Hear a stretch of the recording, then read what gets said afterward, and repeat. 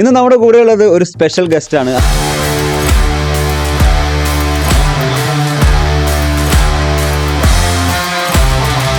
College run ചെയ്യുക, അതുപോലെ films produce ചെയ്യുക, രണ്ടും എൻ്റെ ഡിഫറെൻ്റ് ആയിട്ടുള്ള ബിസിനസ്സസ് അല്ലേ. എന്താണ് ശരിക്കും ഇതിൽ ഒരു കോമൺ ആയിട്ടുള്ള ഒരു ലീഡർഷിപ്പ് ലെസൺ എന്താണെന്ന് ചോദിച്ചാൽ എന്താ പറയുക? എല്ലാവർക്കും ഉള്ള പോലെ തന്നെ എനിക്ക് ആഗ്രഹം ഉണ്ടായിരുന്നുള്ളൂ. എനിക്ക് ഇത്ര നേരത്തെ സിനിമ ചെയ്യണമെന്ന് ഒരിക്കലും ആഗ്രഹമില്ലായിരുന്നു. 24-ാമത്തെ വയസ്സാകുമ്പോഴത്തേക്കും ഫസ്റ്റ് ഓൺ കോളേജ് സ്ഥാപിച്ച് അത് സക്സസ്ഫുൾ ആയിട്ട് റൺ ചെയ്ത് പോകുന്നു.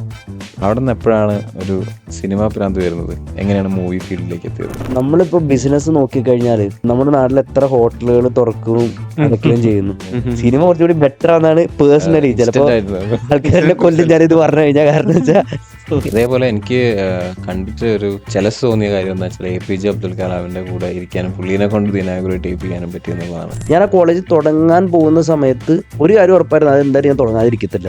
എങ്ങനെയാണ് ഇതൊക്കെ കോർഡിനേറ്റ് ചെയ്യാൻ പറ്റിയത്? ഞാൻ മീറ്റ് ചെയ്യുന്ന ഒരു 100-ൽ എനിക്ക് തോന്നുന്നു 80 ബിസിനസ്സുകാരും എൻ്റെ അടുത്ത് പറഞ്ഞിട്ടുണ്ട് അവർക്ക് എപ്പോഴെങ്കിലൊക്കെ സിനിമ ചെയ്യണം ആഗ്രഹമുള്ള. ഈ ബോക്സ് ഓഫീസ് റവന്യൂവും സാറ്റലൈറ്റ് റൈറ്റ്സും പിന്നെ OTT റൈറ്റ്സും അല്ലാതെ വേറെ എന്തൊക്കെ റവന്യൂ സോഴ്സ് ആണ് ശരിക്കും ഒരു ഫിലിമിനെ സംബന്ധിച്ചിടത്തോളം? 15 lakhs ഓഫ് ആൾക്കാർ തിയേറ്ററിൽ വന്ന് പേ ചെയ്ത് പടം കണ്ടാൽ മാത്രമാണ് പടം ഹിറ്റാവത്തുള്ളൂ. ഒരു പ്രൊഡക്റ്റ് നമ്മൾ ഒരു 2 ആഴ്ച കൊണ്ട് 15 ലക്ഷം ആൾക്കാർക്ക് വിൽക്കാൻ ശ്രമിക്കുകയാണ്. അത് വേറൊരു ആസ്പെക്റ്റിൽ നോക്കിക്കഴിഞ്ഞാൽ കോളേജ് ഇപ്പോൾ നടത്തുന്നു എന്ന് പറഞ്ഞു. അപ്പോൾ അത് മലയാള സിനിമയായിട്ട് ബന്ധപ്പെടുത്തുമ്പോൾ നമ്മൾ അതിനെങ്ങനെ കണക്ട് ചെയ്യാൻ പറ്റും? ഞാനിപ്പോൾ എഞ്ചിനീയറിംഗ് കോളേജ് 2 ബിൽഡ് ചെയ്തുകൊണ്ട് ഇടയിലാണ് ഞാൻ സിനിമ ചെയ്തത്. എന്നെ സംബന്ധിച്ച് സത്യം പറഞ്ഞാൽ അതൊരു മിസ്റ്റേക്കാണെന്ന് ഞാൻ കരുതുന്നുണ്ട്. സിനിമ വലിയ ബിഗ് ഹിറ്റാണ്. ഇതിലെ പ്രശ്നം എന്താണെന്ന് വെച്ച് കഴിഞ്ഞാൽ ശരിക്കും കോളേജ് നടത്തുന്നവർക്കൊന്നും കമ്പനി നടത്തിയിട്ടുള്ള എക്സ്പീരിയൻസ് ഇല്ല. കമ്പനി നടത്തുന്നവർക്ക് കോളേജുകളിൽ പോയി ടൈം ഇൻവെസ്റ്റ് ചെയ്യാനുള്ള ടൈമില്ല. അപ്പോൾ ആ ഗ്യാപ്പ് എങ്ങനെ സോൾവ് ചെയ്യാം എന്നുള്ളതാണ് നമ്മൾ ചെയ്തുകൊണ്ടിരുന്നത്.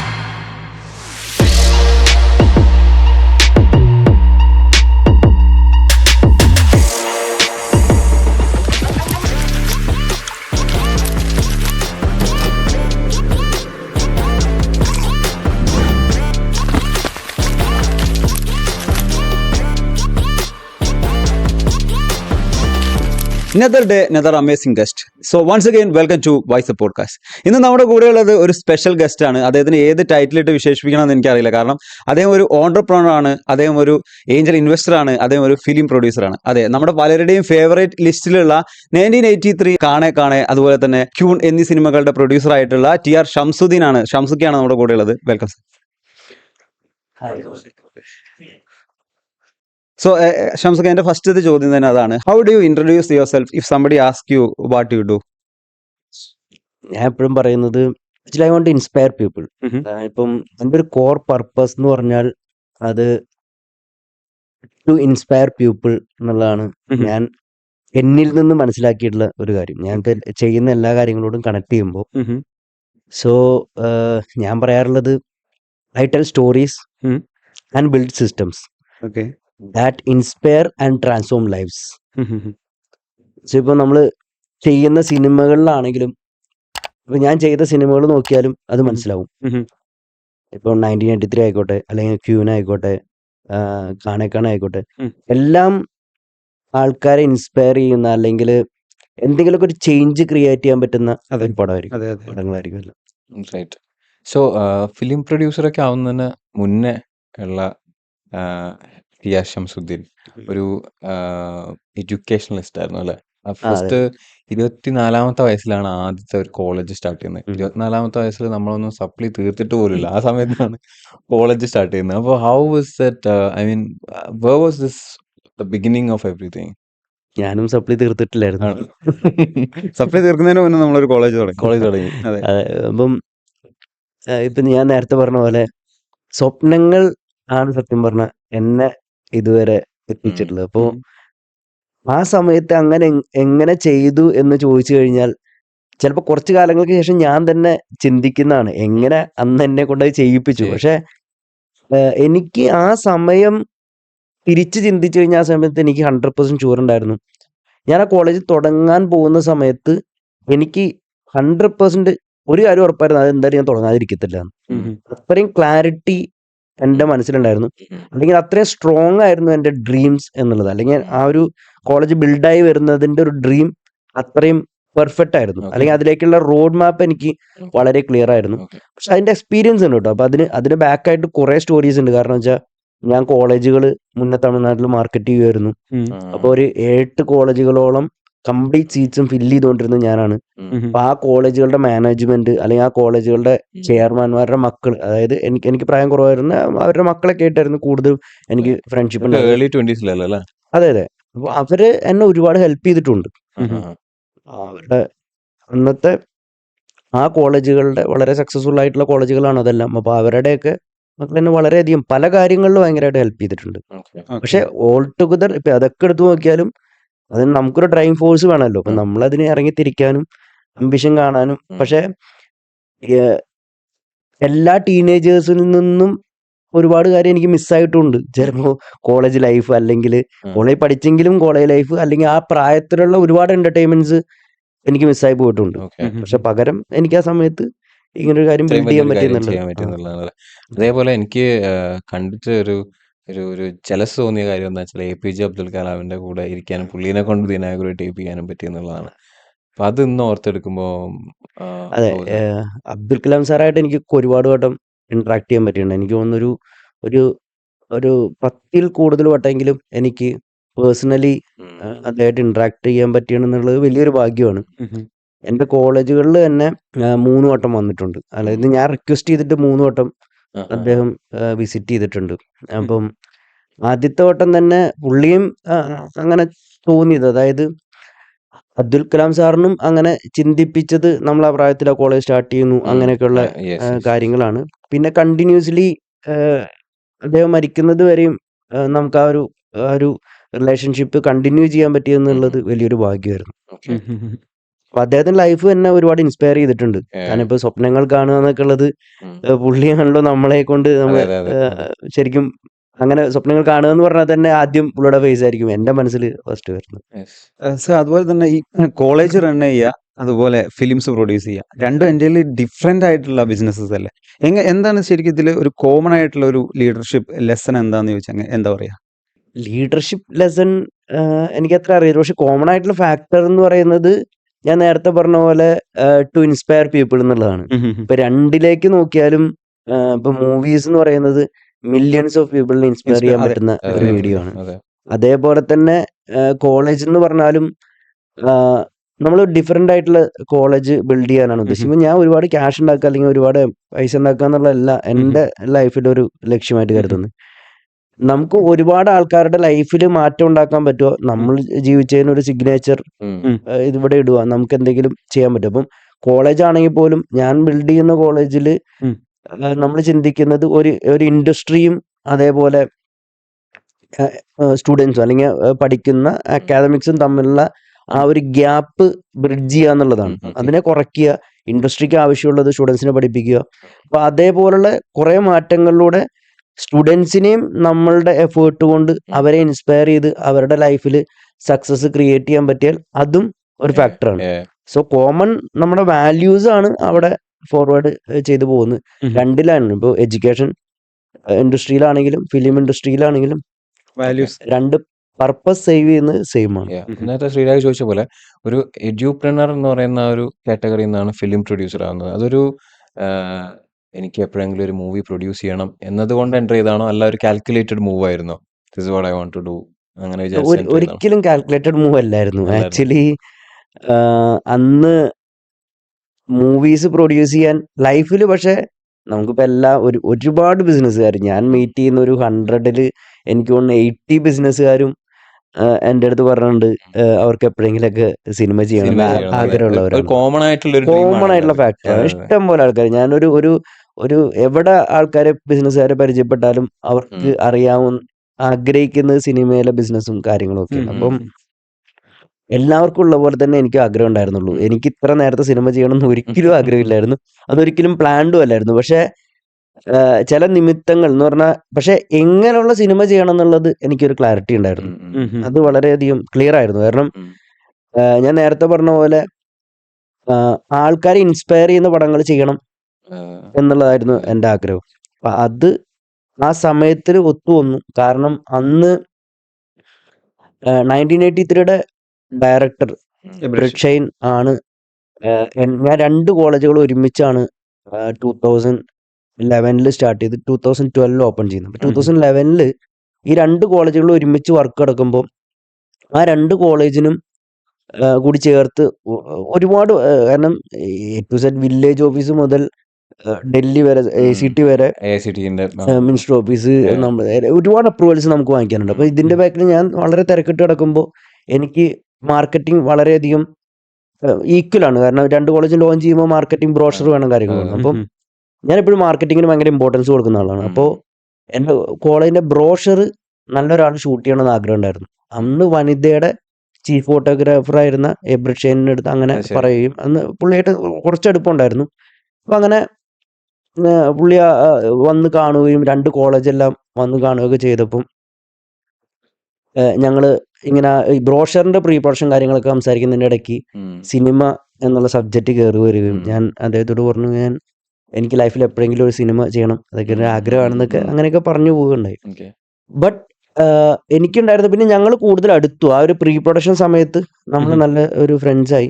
അതിനേക്കാൾ കൂടുതൽ പുള്ളി നന്നായിട്ട് ഷൂട്ട് ചെയ്തു. ആ ബ്രോഷർ പുള്ളി കിഡിലിനായിട്ടാണ് ഷൂട്ട് ചെയ്തത്. ഇപ്പോഴും ആ ബ്രോഷർ എൻ്റെ അടുത്ത് 10 വർഷത്തിന് ശേഷം ഇരിക്കുമ്പോഴും അതൊരു കിഡിലൻ ബ്രോഷറാണ്. അപ്പോൾ അടിപൊളി ബ്രോഷറായിരുന്നു, നല്ല ഫോട്ടോസ് ആയിരുന്നു. പുള്ളി നന്നായിട്ട് ഒരു കാര്യം, നമ്മൾ എല്ലാ കാര്യങ്ങളും ഒത്തു വരുമ്പോഴാണല്ലോ ഒരു ഫോട്ടോ എല്ലാം നന്നാവുക. അപ്പോൾ അതിന്റെ പ്രത്യേകത എന്താണെന്ന് വെച്ച് കഴിഞ്ഞാൽ പുള്ളി സെലക്ട് ചെയ്ത മോഡൽസ് എല്ലാം വളരെ നല്ല മോഡൽസ് ആയിരുന്നു. ആക്ച്വലി അന്ന് അതിൽ മോഡലായിട്ട് വന്നതാണ് ടൊവിനോ, രേഖ മാർട്ടിൻ, പിന്നെ നേഹ, മാളവിക, ഋഷിക സിംഗ് എന്ന് പറഞ്ഞ ഒരു ഹൈദരാബാദിൽ ഇറങ്ങുന്ന സമയത്ത് വലിയ രീതിയിൽ ഫെയിം ആയി വരുന്നുള്ളൂ. 1983 അതായത് എന്റെ കോളേജിന്റെ ബ്രോഷർ ഷൂട്ട് ചെയ്യുന്ന സമയത്ത് ടൊവിയുടെ ഫസ്റ്റ് ഫിലിം റിലീസ് ചെയ്തിട്ടില്ല. അതിനുശേഷമാണ് ടൊവി ABCD അഭിനയിക്കുന്നതും ഒക്കെ ചെയ്യുന്നത്. അപ്പൊ ഞാൻ പറഞ്ഞു വന്നത്, നല്ല ടാലൻസിനെ കൊണ്ട് നല്ല ഫോട്ടോഷൂട്ട് ചെയ്തു. അപ്പൊ ആ ഒരു ഫോട്ടോസും കാര്യങ്ങളെല്ലാം നന്നായി വന്നപ്പോൾ ഞങ്ങളുടെ ഫ്രണ്ട്ഷിപ്പും ഒക്കെ വളരെ നല്ല സ്ട്രോങ് ആയി. അങ്ങനെ ഒരു സ്റ്റോറി പറയുകയും, അങ്ങനെ ഈ സ്റ്റോറി കേട്ടപ്പോൾ ആ സ്റ്റോറി ഭയങ്കര ഇൻസ്പയറിംഗ് സ്റ്റോറി ആയിരുന്നു.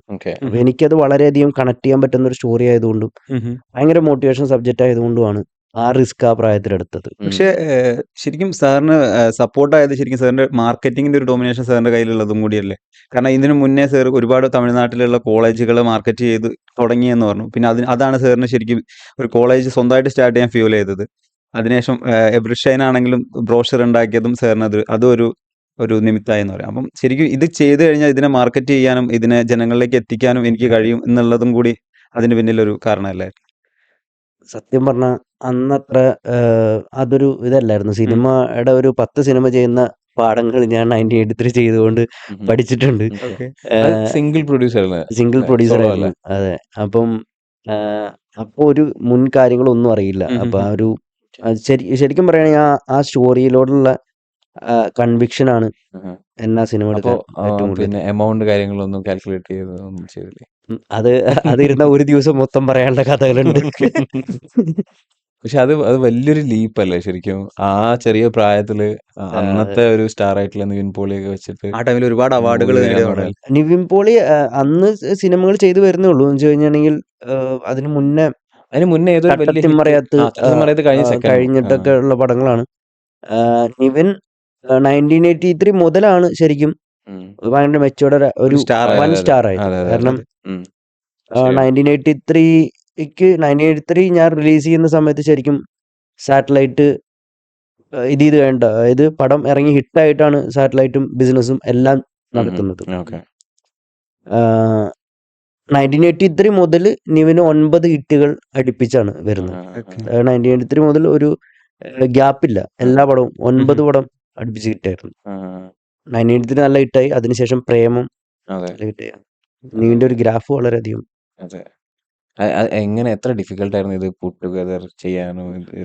കാരണം എബ്രിഡ് ഷൈൻ ആണെന്നുണ്ടെങ്കിൽ അദ്ദേഹത്തിന്റെയും ഫസ്റ്റ് പടമാണല്ലോ അല്ലെ? അപ്പൊ അതുകൊണ്ട് തന്നെ എങ്ങനെയാണ് ഇതൊക്കെ കോർഡിനേറ്റ് ചെയ്യാൻ പറ്റിയത്? പക്ഷെ ഭാഗ്യം കൊണ്ടാണോ അല്ലെങ്കിൽ എന്താണെന്ന് അറിയത്തില്ല. ചില സമയത്ത് നമ്മളുടെ ഇതിന്റെ കൂടെ ലക്കും ഒരു ഫാക്ടറായിട്ട് വരുമെന്ന് പറയുമല്ലോ. അപ്പം ആക്ച്വലി 98 ടീം അടിപൊളി ടീമായിരുന്നു. ടെക്നിക്കൽ ടീം എന്ന് പറഞ്ഞാൽ കിഡിലൻ ടെക്നിക്കൽ ടീമായിരുന്നു. ഡയറക്ടറും നല്ലായിരുന്നു, അതുപോലെ തന്നെ ടെക്നിക്കൽ എല്ലാ ഫാക്ടേഴ്സിലും ഒരു സ്ഥലത്തും ഒരു കുറവ് പറയാനൊന്നും എനിക്ക് തോന്നുന്നില്ല. ഇപ്പോൾ ഡയറക്ടറും ക്യാമറാമാൻ, എഡിറ്റർ മനോഹേട്ടൻ, എല്ലാ ആൾക്കാരും, ഇപ്പം ചീഫ് അസോസിയേറ്റ് എന്ന് പറഞ്ഞ പ്രീതേട്ടൻ കിഡിലൻ മനുഷ്യനായിരുന്നു. പ്രീതേട്ടനാണ് വടക്കൻ സെൽഫി എന്നൊക്കെ ഉള്ളത്. അപ്പം കിഡിലായിരുന്നു. പ്രൊഡക്ഷൻ കൺട്രോളർ ഒക്കെ എല്ലാവരും നല്ല കിഡിലൻ ടീമായിരുന്നു. ഒരു പുതിയ ടീമിന്റെ, എന്നാൽ അത്രയും ഇതായിട്ടുള്ള ആക്ടേഴ്സ് ഒന്നും അല്ലെങ്കിൽ ഒരു ചെറിയ പടമായിരുന്നെങ്കിലും ഒരു കിഡിലൻ ടീമായിരുന്നു. പിന്നെ ആ സിനിമയ്ക്ക് നല്ലൊരു സത്യം ഉണ്ടായിരുന്നു, അല്ലെങ്കിൽ ആ സിനിമയ്ക്ക് നല്ലൊരു സ്റ്റോറി ഉണ്ടായിരുന്നു. അന്ന് ഫസ്റ്റ് കഥയൊക്കെ കേട്ടപ്പോ വിചാരിച്ചിരുന്നു ഇത് ഇത്രയും വലിയൊരു ഹിറ്റ് ഒക്കെ ആവുന്നത്? ഞാൻ ഇതുവരെ ചെയ്ത 3 സിനിമയും എനിക്ക് 100% കോൺഫിഡൻസ് ഉണ്ടായതാണ്. പിന്നെ കോൺഫിഡൻസിൽ തന്നെയാണ് ഞാൻ ഇറക്കിയിട്ടുള്ളത്. അല്ലെങ്കിൽ ഞാൻ ചെയ്യാൻ തീരുമാനിക്കുമ്പോൾ എന്തോ ഒരു എല്ലാ പടത്തിനും എനിക്ക് ആ ഒരു ഉറപ്പുണ്ടായിരുന്നു. ഇനി ഞാൻ വിശ്വസിക്കുന്ന ഒരു ഇതെന്ന് പറഞ്ഞാൽ മോർ ദാൻ സ്റ്റാർസ് അല്ലെങ്കിൽ anything, content is the undisputed king എന്നാണ്. ഓക്കെ, അത് എപ്പോഴും എൻ്റെ മനസ്സിൽ ഇത് ചെയ്യുന്ന കാര്യമാണ്. Content is everything. ഞാൻ എപ്പോഴും ഒരു സ്റ്റോറി അല്ലെങ്കിൽ സ്ക്രിപ്റ്റ് ഏറ്റവും ഫസ്റ്റ് അഡ്വാൻസ് കൊടുക്കുന്നത് പോലും സ്ക്രിപ്റ്റിനായിരിക്കും. എപ്പോഴും ഇതുവരെയുള്ള എല്ലാ പടത്തിനും ഇനി അങ്ങോട്ടുള്ള പടങ്ങൾക്കും അത് തന്നെ ചെയ്തിട്ടുള്ളൂ. സ്ക്രിപ്റ്റ് ആണ് എവറിത്തിങ്, അല്ലെങ്കിൽ സ്റ്റോറിയാണ് എവറിത്തിങ്. അതിന്റെ മുകളിൽ കാരണം ഒരു ഫൗണ്ടേഷൻ, അതായത് നല്ലൊരു സ്ക്രിപ്റ്റിൽ നിന്ന് നല്ല ഡയറക്ഷൻ കൂടിയായ നല്ലൊരു പടം ഉണ്ടാവും. സ്ക്രിപ്റ്റ് മോശമാണെങ്കിൽ ഡയറക്ഷൻ എത്ര ബെറ്റർ ആണെങ്കിലും അതിലൊരു ബെറ്റർ പടം ഉണ്ടാവില്ല. പിന്നെ സ്ക്രിപ്റ്റ് നല്ല അല്ലെങ്കിൽ ഏതൊരു ഹീറോ വന്ന് അഭിനയിച്ചാലും അതിലൊരു കാര്യം ഉണ്ടാവില്ല. അപ്പൊ ഞാൻ സ്റ്റാർട്ടിങ് മുതലേ ഇപ്പൊ ഞാൻ പറയുന്നത് പടം എടുക്കുന്ന മുന്നേ ഇങ്ങനെ ഒരു പടം എടുക്കണം എന്ന് എനിക്ക് ഒരു ക്ലാരിറ്റി ഉണ്ടായിരുന്നു. ആ ക്ലാരിറ്റി എന്ന് പറഞ്ഞാൽ ഇതായിരുന്നു, കണ്ടന്റ് ഇസ് അൺഡിസ്പ്യൂട്ടഡ് കിങ്. അതിലൊരു മാറ്റമില്ല. ഇപ്പൊ ഒരുപാട് നേരത്തെ നമ്മൾ പറഞ്ഞല്ലോ, ഒരുപാട് ബിസിനസ്സുകാർക്ക് ഒരു പ്രൊഡ്യൂസർ ആവണമെന്ന് മോഹം ഉണ്ടാവും. ഇപ്പോൾ ഷംസുദ്ദീൻ സാർ ചെയ്ത പോലെ സാധാരണ നമ്മളുടെ ഒരു സെക്കൻഡ് ലെയർ ഓഫ് സ്റ്റാർസിനെയൊക്കെ വെച്ചിട്ട് ചെയ്യുകയാണെന്നുണ്ടെങ്കിൽ എന്ത് കോസ്റ്റ് ആയിരിക്കും വരിക ഒരു മൂവി പ്രൊഡ്യൂസ് ചെയ്യാൻ? അങ്ങനെ കോസ്റ്റ് ഇല്ല ആക്ച്വലി. സത്യം പറഞ്ഞാൽ ഇപ്പൊ എൻ്റെ വേറെ ഞാനിപ്പോ സിനിമയൊക്കെ കൂടുതൽ പഠിക്കുന്ന എൻ്റെ സുഹൃത്തുണ്ട്, വിപിൻ ആറ്റ്ലി എന്ന് പറഞ്ഞു. ആറ്റ്ലി ഒക്കെ വളരെ നിസാരമായ ബഡ്ജറ്റിലാണ് സിനിമ ചെയ്യുന്നത്. എന്നാൽ അത്രയും നിസാരമായ ബഡ്ജറ്റിൽ സിനിമ ചെയ്ത് ആ സിനിമയിലെ അഭിനയിച്ച പെൺകുട്ടിക്കാണ് ലാസ്റ്റ് ഇയർ സ്റ്റേറ്റ് അവാർഡ് കിട്ടിയത്. വളരെ നിസാരമായ എമൗണ്ടിന്. അപ്പൊ അങ്ങനെയുള്ള ഫാക്ടേഴ്സ് ഒന്നും ഇല്ല. സിനിമ എന്ന് പറയുന്നത് നമുക്ക് കമ്മ്യൂണിക്കേറ്റ് ചെയ്യണമെന്നല്ലേ ഉള്ളൂ. അത് ചിലവര് ഭയങ്കര കോസ്റ്റ് ഇത് വേറെ ചെയ്തുകൊണ്ട് കമ്മ്യൂണിക്കേറ്റ് ചെയ്യും. ഒരു സ്റ്റോറി ടെൽ ചെയ്യാ, സ്റ്റോറി പറയുക എന്നുള്ളതല്ലേ അതിൽ ഫാക്ടർ ഉള്ളൂ. ഈ 1983 പോലത്തെ ഒരു സൂപ്പർ ഹിറ്റ് സിനിമ ഇറക്കിയ സമയത്ത് അവിടെ നിന്ന് സാറിന് ഒരു സൂപ്പർ സ്റ്റാർസിനെ വെച്ചിട്ട് ഒരു സെക്കൻഡ് ഫിലിം പ്ലാൻ ചെയ്യായിരുന്നു. എന്നിട്ട് പോലും സാർ പിന്നെ കണ്ടന്റിന് കൂടുതലായിട്ട് പ്രാധാന്യം കൊടുത്തതുകൊണ്ടാണോ, അല്ലെങ്കിൽ എന്തുകൊണ്ടാണ് പിന്നെ ക്യൂന് നിർമ്മിക്കുന്ന സമയത്ത് കൂടുതലായിട്ട് പുതുമുഖങ്ങളെ തിരഞ്ഞെടുത്തതും അങ്ങനെ ഒരു അവസരം കൊടുക്കുകയും അങ്ങനെ ഒരു സിനിമയിലേക്ക് എത്തിപ്പെട്ടതൊക്കെ? ശരി, ഫസ്റ്റ് ഓഫ് ഓൾ ക്യൂൻ ഞാനായിട്ട് ഇനീഷ്യേറ്റ് ചെയ്ത് വന്ന പടമല്ല. ആ പടം സ്റ്റാർട്ട് ചെയ്ത് സ്റ്റക്കായപ്പോൾ അങ്ങനെ അതിന്റെ ഡയറക്ടർ വഴി അങ്ങനെ കോണ്ടാക്ട് ചെയ്തിട്ട് അങ്ങനെ ജോയിൻ ചെയ്ത പടമാണ്. പിന്നെ അത് അന്ന് അതിന്റെ കൂടെ നിൽക്കാനും സപ്പോർട്ട് ചെയ്യാനും കാരണം ഇതായിരുന്നു ഫാക്ടർ. അതിലെ കംപ്ലീറ്റ് ആൾക്കാരും പുതിയ ആൾക്കാരായിരുന്നു. എല്ലാ ഡയറക്ടർ പുതിയതായിരുന്നു. ഓൾമോസ്റ്റ് ആർട്ടിസ്റ്റുകൾ, മെയിൻ ലീഡ് ചെയ്ത ആർട്ടിസ്റ്റുകൾ എല്ലാവരും പുതിയ ആൾക്കാരായിരുന്നു. സലീം കുമാർ മാത്രമേ ഉണ്ടായിരുന്നുള്ളൂ. പിന്നെ സലീം കുമാർ അതും നമ്മൾ ശരിക്കും റിലീസ് ചെയ്ത് കഴിഞ്ഞിട്ട് കാണിച്ചുള്ളൂ. റിലീസ് വരെ സലീം കുമാർ എന്നുള്ള ഫേസ് നമ്മൾ ഫ്രണ്ടിൽ കൊണ്ടുവന്നിട്ടില്ല. അതിന്റെ എന്നെ ഡ്രൈവ് ചെയ്ത കാര്യം എന്ന് പറയുന്നത് അതിന്റെ ടീം തന്നെയായിരുന്നു. ഇപ്പൊ നേരത്തെ പറഞ്ഞ പോലെ അനിയന്ത്രൻ ടീമാണ്, ഇതും ടീം തന്നെയായിരുന്നു. ബെസ്റ്റ് ടീമായിരുന്നു. ഇതിലേക്ക് എങ്ങനെ എത്തിയത്? ഈ സ്റ്റോറി എങ്ങനെയാ അറിയുന്നത് ക്യൂവിന്റെ? ഇങ്ങനെ സ്റ്റക്കായെന്ന് അങ്ങനെ അറിഞ്ഞ് ഡയറക്ടർ കോണ്ടാക്ട് ചെയ്തപ്പോ അങ്ങനെ അറിഞ്ഞു വന്നത്. പക്ഷെ അത് കണ്ടപ്പോ അതിന്റെ റഷസും അല്ലെങ്കിൽ അത് ചെയ്തു വെച്ച കുറച്ച് സാധനങ്ങളും അതിന്റെ ട്രെയിലറും കാര്യങ്ങളൊക്കെ ഇപ്പൊ കണ്ടപ്പോ ആ ടീമിന്റെ ഒരു എഫേർട്ട് ഉണ്ടായിരുന്നു. അപ്പൊ അതിന്റെ മാർക്കറ്റിംഗ് ആണെങ്കിലും ശരി, ഈ പറഞ്ഞ പോലെ മാർക്കറ്റിംഗ് ഏറ്റവും കൂടുതൽ ചെയ്തിട്ടുള്ള പടം ക്യൂനായിരുന്നു. അത് മൊത്തം ടീം ഒരുമിച്ച് നിന്ന് ഭയങ്കര എഫേർട്ട് എടുത്തിട്ടാണ് അതിന്റെ മാർക്കറ്റിംഗും കാര്യങ്ങളും എല്ലാം ചെയ്തത്. എല്ലാ എനിക്ക് തോന്നുന്നു 270 ക്യാമ്പസ് ആണ്ട് കേരളം മൊത്തം കവർ ചെയ്തിട്ടുണ്ട് ആ പടം. പിന്നെ ലാലേട്ടന്റെ ടൈറ്റിൽ സോങ് വെച്ചിട്ടൊരു ഇതും ഒരുപാട് ഇപ്പൊ അതിന്റെ ഇപ്പം ആ പടവും ഞാൻ ഇൻവോൾവ് ചെയ്തോട്ട് ലാസ്റ്റ് എൻഡ് വരെ എനിക്ക് 100% ഷുവറായിരുന്നു. നമുക്കൊരു ഒരു ഡൗട്ട് ഉണ്ടാവാം ഇതൊരു പുതിയ ആൾക്കാരുടെ ഫിലിമാണെന്ന്. പക്ഷെ എനിക്ക് എന്താണെന്നറിയില്ല, എനിക്ക് 100% കോൺഫിഡൻസ് ആയിരുന്നു ആ പടം ഹിറ്റ് ഹിറ്റാണെന്ന്. ആ. അത്രയും ട്രസ്റ്റ് എനിക്ക് ആ ഒരു കണ്ടന്റിലും അല്ലെങ്കിൽ ആ സ്റ്റോറിന് പോകുന്നത്. ടീമിലും ആ പ്രോസസ്സിലും ഉണ്ടായിരുന്നു. ഓക്കെ. സോ പിന്നെ അവിടുന്ന് നമ്മള് അന്നത്തെ എഞ്ചിനീയറിംഗ് കോളേജിനെ ഒന്ന് റീബ്രാൻഡ് ചെയ്തു അല്ലേ? ഇപ്പൊ മെന്റർ എന്നുള്ളൊരു പേരിലാണ് കോളേജസ് ഒക്കെ ഉള്ളത്. 2 കോളേജല്ലേ ഉള്ളത് അല്ലേ? ഒരു കോളേജ് ഇപ്പൊ ഒരു ഓക്കെ. എഞ്ചിനീയറിംഗ്. സോ എന്താണ് മെന്റർ കൊണ്ട് ഉദ്ദേശിക്കുന്നത്? ഒരു കൺവെൻഷണൽ രീതിയിൽ നിന്ന് വേറൊരു പുതിയൊരു ഒരു പാത്തിലേക്ക് പോവാണോ? എങ്ങനെയാണ്? അതെ, മെന്റർ എന്ന് പറയുന്നത് ഇപ്പോഴത്തെ നമ്മുടെ വേൾഡിൽ ശരിക്കും ഒരു ടീച്ചിങ്ങിനേക്കാൾ കൂടുതൽ ആവശ്യം നമുക്ക് മെന്റർ ചെയ്യാനുള്ള ആൾക്കാരാണ്. അതെ. കാരണം ഇൻഫർമേഷൻസ് ഓവർലോഡറാണ്. ഇഷ്ടം പോലെ ഗൂഗിൾ ആണ് ഏറ്റവും വലിയ ലൈബ്രറി എന്ന് പറഞ്ഞാൽ. അപ്പം ഇഷ്ടം പോലെ പഠിക്കാനാണെങ്കിൽ ഇഷ്ടം പോലെ കിട്ടാനുണ്ട്. പക്ഷെ ഇത് എന്ത് പഠിക്കണം, എന്ത് ഡ്രൈവ് ചെയ്ത് പോകണം, ഇത് നമുക്ക് ആരെങ്കിലും ഒരു എക്സ്പീരിയൻസ്, നമ്മൾ പോകുന്ന ഒരു വഴി ഉണ്ടെങ്കിൽ, അതായത് ഇപ്പം നമ്മൾ എത്തിപ്പെടാൻ ആഗ്രഹിക്കുന്ന ഒരു റൂട്ട് ഉണ്ടെങ്കിൽ ആ റൂട്ടിലുള്ള അതിന് എക്സ്പേർട്ട് ആയിട്ടുള്ള ആരുടെയെങ്കിലും ഒരാളുടെ മെന്ററിങ് കിട്ടുന്നതാണ് ഏറ്റവും നല്ലത് നമ്മളെ ഗോള് നമുക്ക് അച്ചീവ് ചെയ്യാൻ വേണ്ടിയിട്ട്. കാരണം നമുക്ക് ആ റൂട്ടിലേക്ക് നമുക്ക് കുറേ കാര്യങ്ങൾ ഇത് ചെയ്യാൻ പറ്റും. ഇപ്പോൾ ജിജിനാണെങ്കിലും ബിസിനസ് ചെയ്യുമ്പോൾ അറിയാലോ, നമുക്കൊരു മെന്റർ ഉണ്ടെങ്കിൽ നമ്മൾ ചെയ്യുന്ന തെറ്റുകളിൽ നിന്ന് നമുക്ക് ഒരുപാട് ഇത് ചെയ്യാൻ പറ്റും. ഞാൻ ലൈഫിൽ കുറെ കാര്യങ്ങൾ എക്സ്പീരിയൻസ് എന്നാണ് പഠിച്ചിട്ടുള്ളത്. ഇപ്പൊ നമുക്ക് ഒരാൾക്ക് ഇഷ്ടം പോലെ കാര്യങ്ങൾ പറഞ്ഞു കൊടുക്കാൻ പറ്റും, ഇങ്ങനെ ചെയ്യരുത് ഇത് പറഞ്ഞു കൊടുക്കാൻ പറ്റും. അപ്പൊ അതാണ് ആക്ച്വലി മെന്റർ എന്നുള്ള ആ കോളേജിന്റെ നെയിം അങ്ങനെ റീബ്രാൻഡ് ചെയ്ത് വന്നതിന്റെ ഒരു കാര്യം. രണ്ടാമത്, മെന്റർ കൊണ്ട് നേരത്തെ ഞാൻ പറഞ്ഞ പോലെ കുറെ ക്യാഷ് ഉണ്ടാക്കുക എന്നുള്ളതല്ല. ഞാനൊരു യൂണിവേഴ്സിറ്റി ബിൽഡ് ചെയ്യുക, അത് ഭയങ്കര ക്വാളിറ്റി ആയിട്ടുള്ള സ്റ്റുഡൻസിനെയും അവരിൽ നിന്ന്, അതായത് നല്ല ഒരു കോളേജ് എന്ന് പറയുന്നത്, ആ കോളേജിന്റെ അസറ്റ് എന്ന് പറയുന്നത് എപ്പോഴും ആ കോളേജിന്റെ അലുമിനിയാണ്. ഓക്കെ, ഇപ്പം സ്റ്റാൻഫോർഡ് യൂണിവേഴ്സിറ്റി ആണെങ്കിലും ഹാർവർഡ് യൂണിവേഴ്സിറ്റി ആയാലും ഈ യൂണിവേഴ്സിറ്റികളിലൊക്കെ ആൾക്കാർ ആ യൂണിവേഴ്സിറ്റി സെലക്ട് ചെയ്ത് പോകുന്നതിന്റെ കാരണം അവിടുത്തെ അലുമിനിയാണ്. ഇപ്പൊ ഇന്ത്യയിലാണെങ്കിൽ IIT ആണല്ലോ, IIM ആണെങ്കിലും ഒക്കെ അലുമിനിയാണ്. അപ്പൊ അലുമിനി ഉണ്ടായാൽ ആ അലുമിനി മെന്റർ ചെയ്യും ബാക്കി അടിയിലുള്ള സ്റ്റുഡൻസിന്. ഞാൻ ഈ കോളേജിൽ സ്റ്റാർട്ടിങ് ട്രൈ ചെയ്യുന്നത് ക്വാളിറ്റി സ്റ്റുഡൻസ് ആണ്. ഇപ്പൊ നമ്മൾ കട്ട് ഓഫ് വെച്ച് സ്റ്റുഡൻസിനെ സെലക്ട് ചെയ്ത് മാത്രമേ എടുക്കുന്നുള്ളൂ. 75% മുകളിലുള്ള സ്റ്റുഡൻസിനെ എടുക്കുന്നുള്ളൂ. അപ്പോൾ ആ സ്റ്റുഡൻറ്, കാരണം ഇപ്പൊ ഞാൻ എന്ത് ഐഡിയ ഇത് ചെയ്താലും റോ മെറ്റീരിയൽ നല്ലതാണെങ്കിൽ മാത്രമേ പ്രൊഡക്റ്റ് നന്നായി കിട്ടത്തുള്ളൂ. നല്ല ക്വാളിറ്റി സ്റ്റുഡൻസ് ഉണ്ടെങ്കിൽ മാത്രമേ അവരെ ക്വാളിറ്റി ആയിട്ട് മെന്റർ ചെയ്ത് അവരിൽ നിന്ന് നല്ല ആൾക്കാരെ കൊണ്ട് അവരെ നല്ല കമ്പനികളിൽ പ്ലേസ് ചെയ്താൽ നല്ല അലുമിനി ഉണ്ടാവും. അവര് റിട്ടേൺ ഇവരെ മെന്റർ ചെയ്യും. അതേപോലെ തന്നെ ഇന്ത്യയിൽ തന്നെ ആദ്യമായിട്ട് AI സ്പെഷ്യലൈസ്ഡ് ആക്കി എഞ്ചിനീയറിംഗ് തുടങ്ങിയുള്ള ഈ ഒരു കോളേജ് സ്റ്റാർട്ട് ചെയ്തതിനു ശേഷമാണ് അല്ലേ? പിന്നെ അവിടെ നിന്നാണ് ഒരു ടെക് ഓൺടർപ്രിനർ എന്നുള്ള ലെവലിലേക്ക് സാർ മാറുന്നത്. FinGPT ഒക്കെ വരുന്നത് അതിനുശേഷമാണ്. ആ ഒരു ട്രാൻസ്ഫോർമേഷൻ എങ്ങനെ ഉണ്ടായിരുന്നു? ഇതും മുന്നേ എൻവിഷൻ ചെയ്തിരുന്നു, അതായത് ടെക്കിൽ എന്തെങ്കിലും ബിൽഡ് ചെയ്യണമെന്നൊക്കെ? ടെക്നോളജി ഒരു പ്രൊഡക്റ്റ് ബിൽഡ് ചെയ്യണം എന്നുള്ളത് കുറച്ച് കാലമായിട്ടുള്ള ആഗ്രഹമാണ്. ഇപ്പം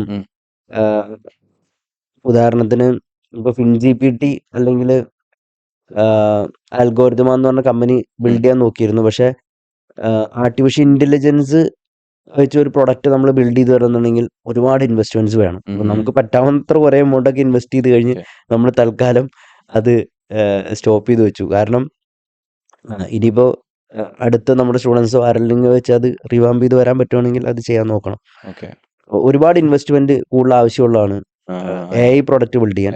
പക്ഷെ AI കോളേജ് എന്നുള്ള രീതിയിൽ അതിന്റെ എക്സ്പീരിയൻസ്, ആ ഒരു പ്രൊഡക്റ്റ് ബിൽഡ് ചെയ്തതിൽ ഒരുപാട് എക്സ്പീരിയൻസ് എനിക്ക് കിട്ടിയിട്ടുണ്ട്. ഒരുപാട് നെറ്റ്വർക്ക് കിട്ടിയിട്ടുണ്ട്. നമ്മുടെ സ്റ്റുഡൻസിന് ഹെൽപ്ഫുൾ ആവുന്ന രീതിയിൽ ഒരുപാട് നെറ്റ്വർക്ക്. ഇപ്പം മെന്റർ കോളേജ് ആണെന്നുണ്ടെങ്കിൽ അവിടെ നിങ്ങൾ സ്റ്റാർട്ടപ്പ് കൾച്ചർ പുഷ് ചെയ്യുന്നുണ്ടെന്നാണ് ഞാൻ വിചാരിക്കുന്നത്. 100%. സോ നോർമൽ ഇപ്പോൾ ട്രഡീഷണൽ ആയിട്ടുള്ള ഒരു എഞ്ചിനീയറിംഗ് കോളേജ് എഞ്ചിനീയറിംഗ് പഠിക്കുന്നതും ആയിട്ട് കമ്പയർ ചെയ്യുകയാണെന്നുണ്ടെങ്കിൽ ഇപ്പോഴത്തെ പുതിയ ജനറേഷൻ ഓഫ് സ്റ്റുഡൻസ് ശരിക്കും ഏതൊക്കെ ഏരിയയിൽ കോൺസെൻട്രേറ്റ് ചെയ്യുന്നതായിരിക്കും സാറിൻ്റെ ഒരു അഭിപ്രായത്തിൽ നല്ലത്? അതായത് സ്റ്റുഡൻസ് ഒന്നാമത് അവരുടെ ഏതാണ് അവർക്ക് ഇഷ്ടപ്പെട്ട പാഷനേറ്റ് ആയിട്ടുള്ള ഏരിയ എന്നുള്ളത് 100% കണ്ടുപിടിക്കണം. ഇപ്പം കോഡിംഗ് എന്ന് പറയുന്നത് എല്ലാവർക്കും ചിലപ്പോൾ അത്ര പറ്റുന്ന പരിപാടി സക്സസ് ആവാൻ പറ്റുന്ന കാര്യമില്ല. മാർക്കറ്റിംഗ് ആണെങ്കിലും ശരി, എല്ലാവർക്കും സക്സസ് ആവാൻ പറ്റുന്ന കാര്യമല്ല. എല്ലാത്തിനും അവരുടേതായിട്ടുള്ള ഒരു ഡിസ്റ്റിങ് ഫോട്ടോ എന്ന് പറയുന്ന ഒരിതുണ്ട്. അതായത് ഇപ്പം നമ്മുടെ ഡിസ്റ്റിങ് ഫോട്ടോ എന്നാണ് നമുക്ക് കണ്ടുപിടിക്കാൻ പറ്റിയ നമ്മളതിൽ ജീനിയസ് ആവുന്നുള്ളതാണ്. അതായത് ഇപ്പം മമ്മൂട്ടിയോ മോഹൻലാലോ അവരുടെ ഡിസ്റ്റിങ് ഫോട്ടോ കണ്ടുപിടിച്ചിട്ടുള്ളതുകൊണ്ടാണ് അവർ ആക്ടിങ്ങിൽ ജീനിയസ് ആയിട്ടുള്ളത്. റഹ്മാൻ അദ്ദേഹത്തിന്റെ ഡിസ്റ്റിങ് ഫോട്ടോ കണ്ടുപിടിച്ചിട്ടുള്ളതുകൊണ്ടാണ് പുള്ളി ഒരു മ്യൂസീഷ്യൻ. അല്ലെങ്കിൽ സച്ചിൻ ടെണ്ടുൽക്കർ ക്രിക്കറ്റിൽ കണ്ടുപിടിച്ചുകൊണ്ടാണ് അദ്ദേഹമായിട്ടുള്ള മെസ്സി അങ്ങനെ ആയിട്ടുള്ളത്. അപ്പം നമുക്ക് നമ്മുടേതായിട്ടുള്ള ഡിസ്റ്റിങ് ഫോട്ടോ എങ്ങനെ കണ്ടുപിടിക്കുക എന്നുള്ളതാണ് പ്രോബ്ലം. അതിപ്പോൾ ഞാനോ കണ്ടുപിടിച്ചിട്ടില്ല, എനിക്കറിയത്തില്ല എന്താന്നുള്ളത്. പക്ഷെ അതിലേക്ക് നമുക്ക് ആൾക്കാരെ ഹെൽപ്പ് ചെയ്യാൻ പറ്റിയാൽ അവർക്ക് കുറച്ചുകൂടി നന്നായിട്ട് അവരുടെ ലൈഫിൽ സക്സസ്ഫുൾ ആവാൻ പറ്റും. ഇപ്പം മെൻറ്റർ കോളേജസിന്റെ നമ്മൾ അതിനൊരു പ്ലാറ്റ്ഫോം അവർക്ക് ക്രിയേറ്റ് ചെയ്ത് കൊടുക്കുന്നുണ്ട്. അതായത് സ്റ്റുഡൻസിന് സ്റ്റാർട്ടപ്പുകൾ ബിൽഡ് ചെയ്യാനും. ഫോർ എക്സാമ്പിൾ ഞങ്ങളുടെ അവിടെ ഫസ്റ്റ് ഡേ തൊട്ടിട്ട് തന്നെ ഇപ്പം കോളേജ് സ്റ്റാർട്ട് ചെയ്ത് ഫസ്റ്റ് ഡേ തൊട്ടിട്ട് അവർക്ക് അഡീഷണൽ പ്രോഗ്രാംസ് പഠിപ്പിക്കുന്നുണ്ട്. ഇപ്പം യൂണിവേഴ്സിറ്റി സിലബസ് അല്ലാതെ തന്നെ നമ്മൾ യൂണിവേഴ്സിറ്റി സിലബസ് പഠിച്ചുകൊണ്ട് നമുക്ക് എവിടെ എത്താൻ പറ്റില്ല. കാരണം വെച്ചാൽ വേൾഡ് ഭയങ്കരമായിട്ട് ചേഞ്ച് ചെയ്തുകൊണ്ടിരിക്കുക. നമ്മൾ അപ്ഡേറ്റഡ് ആയിട്ടുള്ള നോളജ് പഠിച്ചുകൊണ്ടേ നമുക്ക് ചേഞ്ച് ചെയ്യാൻ നമുക്ക് ഫേസ് ചെയ്യാൻ പറ്റത്തുള്ളൂ. ഇപ്പൊ ഇന്ന് AI 100% AI അറിയാതെ ചാറ്റ് GPTയോ ഡീപ്സ്റ്റിക്കോ എന്തോ ആയിക്കോട്ടെ, അതുപോലുള്ള പ്ലാറ്റ്ഫോംസിനെ നമ്മൾ ഉപയോഗിക്കാതെ നമുക്ക് ഒരു ഫീൽഡിനും മാറാൻ പറ്റത്തില്ല. അല്ലെ, അതിപ്പോ എന്താണെങ്കിലും ഇപ്പൊ ഡിജിറ്റൽ മാർക്കറ്റർ ആയാലും എഞ്ചിനീയറിന് എന്ത് ജോബിനും അത് ഇമ്പോർട്ടന്റ്. പണ്ട് കമ്പ്യൂട്ടർ അങ്ങനെയായിരുന്നു. കമ്പ്യൂട്ടർ വരുമ്പോ കമ്പ്യൂട്ടർ വന്ന ആൾക്കാരുടെ ജോലി പോകുമെന്ന് പറഞ്ഞു. ആരുടെയും ജോലിയൊന്നും പോയില്ല, പക്ഷെ കമ്പ്യൂട്ടർ ചെയ്തുകൊണ്ട് ജോലികളായിട്ട് മാറി. അതുപോലെ തന്നെ AI ഉള്ളൂ. AI ഉപയോഗിച്ചുള്ള ജോലികളായിട്ട് മാറും. സോ AI പാർട്ട് ഓഫ് ലൈഫായി മാറും. സോ എ കോളേജ് ഇപ്പോൾ നടത്തുന്നു എന്ന് പറഞ്ഞു. അപ്പോൾ അത് മലയാള സിനിമയായിട്ട് ബന്ധപ്പെടുത്തുമ്പോൾ നമ്മൾ അതിനെ എങ്ങനെയാണ് കണക്ട് ചെയ്യാൻ പറ്റുക? എങ്ങനെ സിനിമയിൽ ഇത് കൂടുതലായിട്ട് ഇവോൾവ് ചെയ്ത്? ഇപ്പം റീസെന്റ് തുടരും സിനിമയിൽ സ്റ്റാർട്ടിങ്ങിൽ ആ ടൈറ്റിൽ കാർഡ് കാണിക്കുന്ന സമയത്ത് മോഹൻലാലിന്റെ ചെറുപ്പം അവർ AI ഉപയോഗിച്ചിട്ട് ക്രിയേറ്റ് ചെയ്തിട്ടാണ് ആ ഫോട്ടോസൊക്കെ ഉണ്ടാക്കിയിട്ടുള്ളത്. അപ്പോൾ അങ്ങനെയുള്ള കുറച്ചുകൂടി സിനിമയും കുറച്ചുകൂടി ഈസി ആയിട്ട് നമുക്ക് ചെയ്യാൻ പറ്റുന്ന രീതിയിലേക്കൊക്കെ AI കൊണ്ട് സാധിക്കില്ലേ?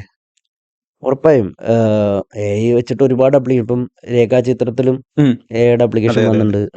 മമ്മൂട്ടിയെ സാറിന് നന്നായി ഉപയോഗിച്ചിട്ടുണ്ട് AI.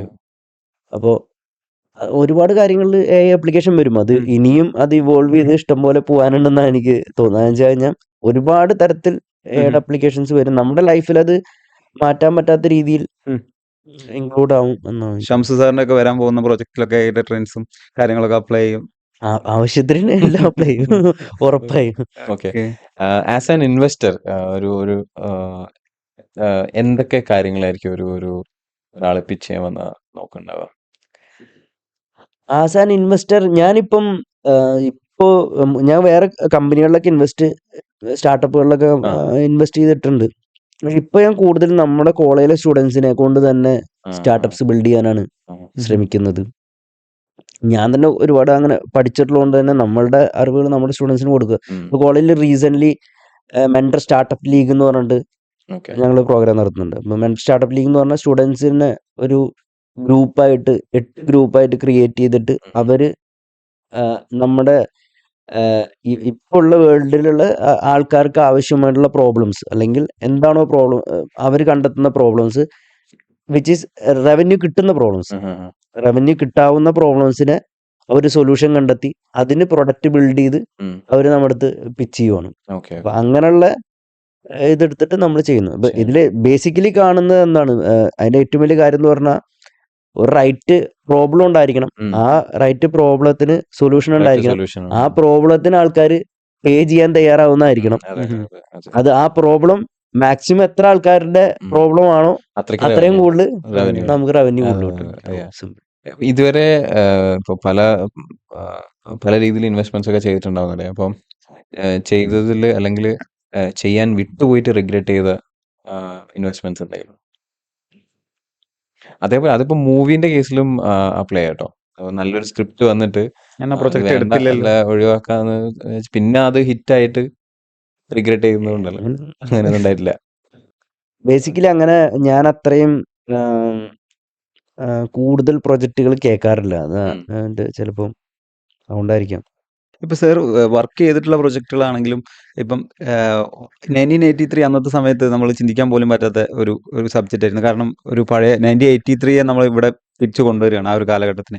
അപ്പൊ അങ്ങനെ ഒരു സ്റ്റോറി അപ്പൊ കണക്ട് ആവുക ജനങ്ങൾക്ക്. പിന്നെ ക്യൂനാണെങ്കിലും ഒരു വ്യത്യസ്തമായിട്ടുള്ള പ്രമേയമായിരുന്നു. കാണെ കാണെ OTT ഇറങ്ങുന്ന സമയത്ത് അതും ഒരു ഡിഫറെന്റ് ആയിട്ടുള്ള ഒരു സിനിമാ പ്രമേയമായിരുന്നു. ഇങ്ങനെ കഥ ചൂസ് ചെയ്യുന്ന സമയത്ത് എന്തൊക്കെ കാര്യങ്ങളാണ് ശരിക്കും സ്റ്റോറി കേൾക്കുന്ന സമയത്ത് ശ്രദ്ധിക്കാറുള്ളത്?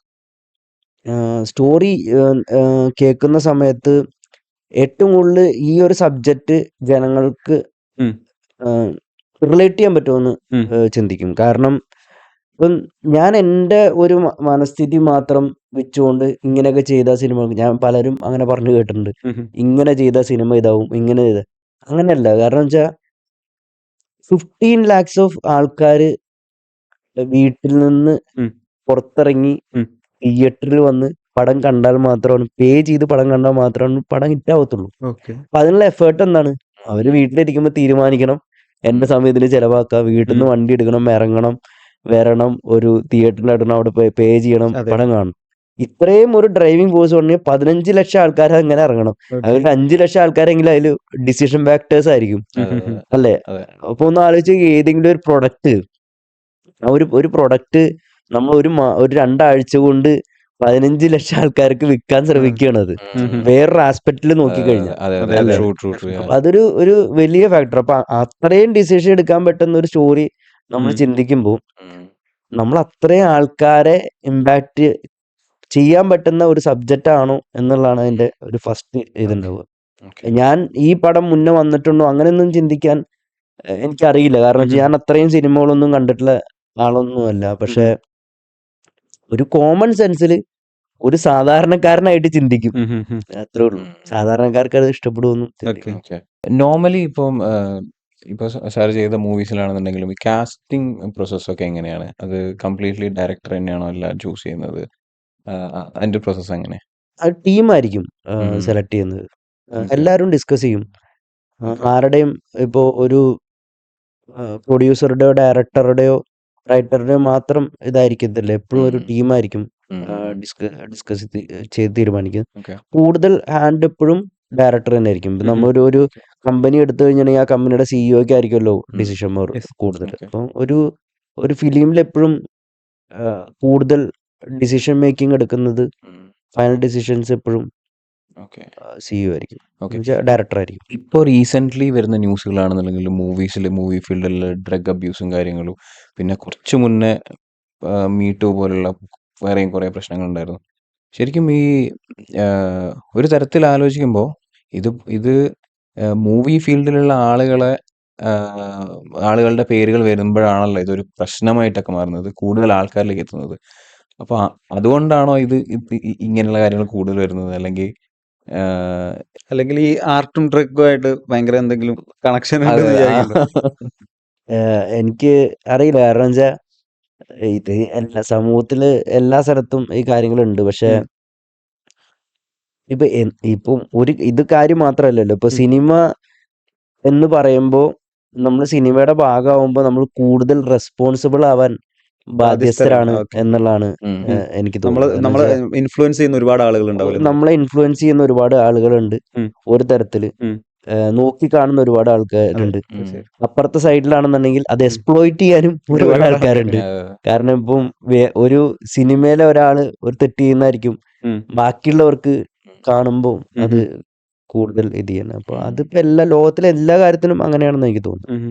അതുപോലെ സാർ, നമ്മളൊരു സിനിമ അതിന്റെ ഷൂട്ടിംഗ് പ്രോസസ്സ് കംപ്ലീറ്റ് കഴിഞ്ഞു. അപ്പം ഒരു പ്രൊഡ്യൂസറെ സംബന്ധിച്ചിടത്തോളം വലിയൊരു ഹെഡേക്ക് തന്നെ അവിടെ കഴിഞ്ഞിരിക്കുകയാണ്.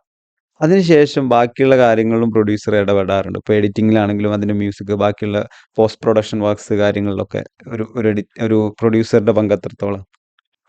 ഒരു പ്രൊഡ്യൂസർക്ക് ഇടപെടണമെങ്കിൽ ഇടപെടാന്നുള്ളതാണ്. പക്ഷെ പേഴ്സണലി എന്നോട് ചോദിച്ചു കഴിഞ്ഞിട്ടുണ്ടെങ്കിൽ ഞാൻ സ്റ്റാർട്ടിങ് ഒരു ടീം ബിൽഡ് ചെയ്യുന്ന സമയത്ത് മാത്രമേ, അല്ലെങ്കിൽ ഒരു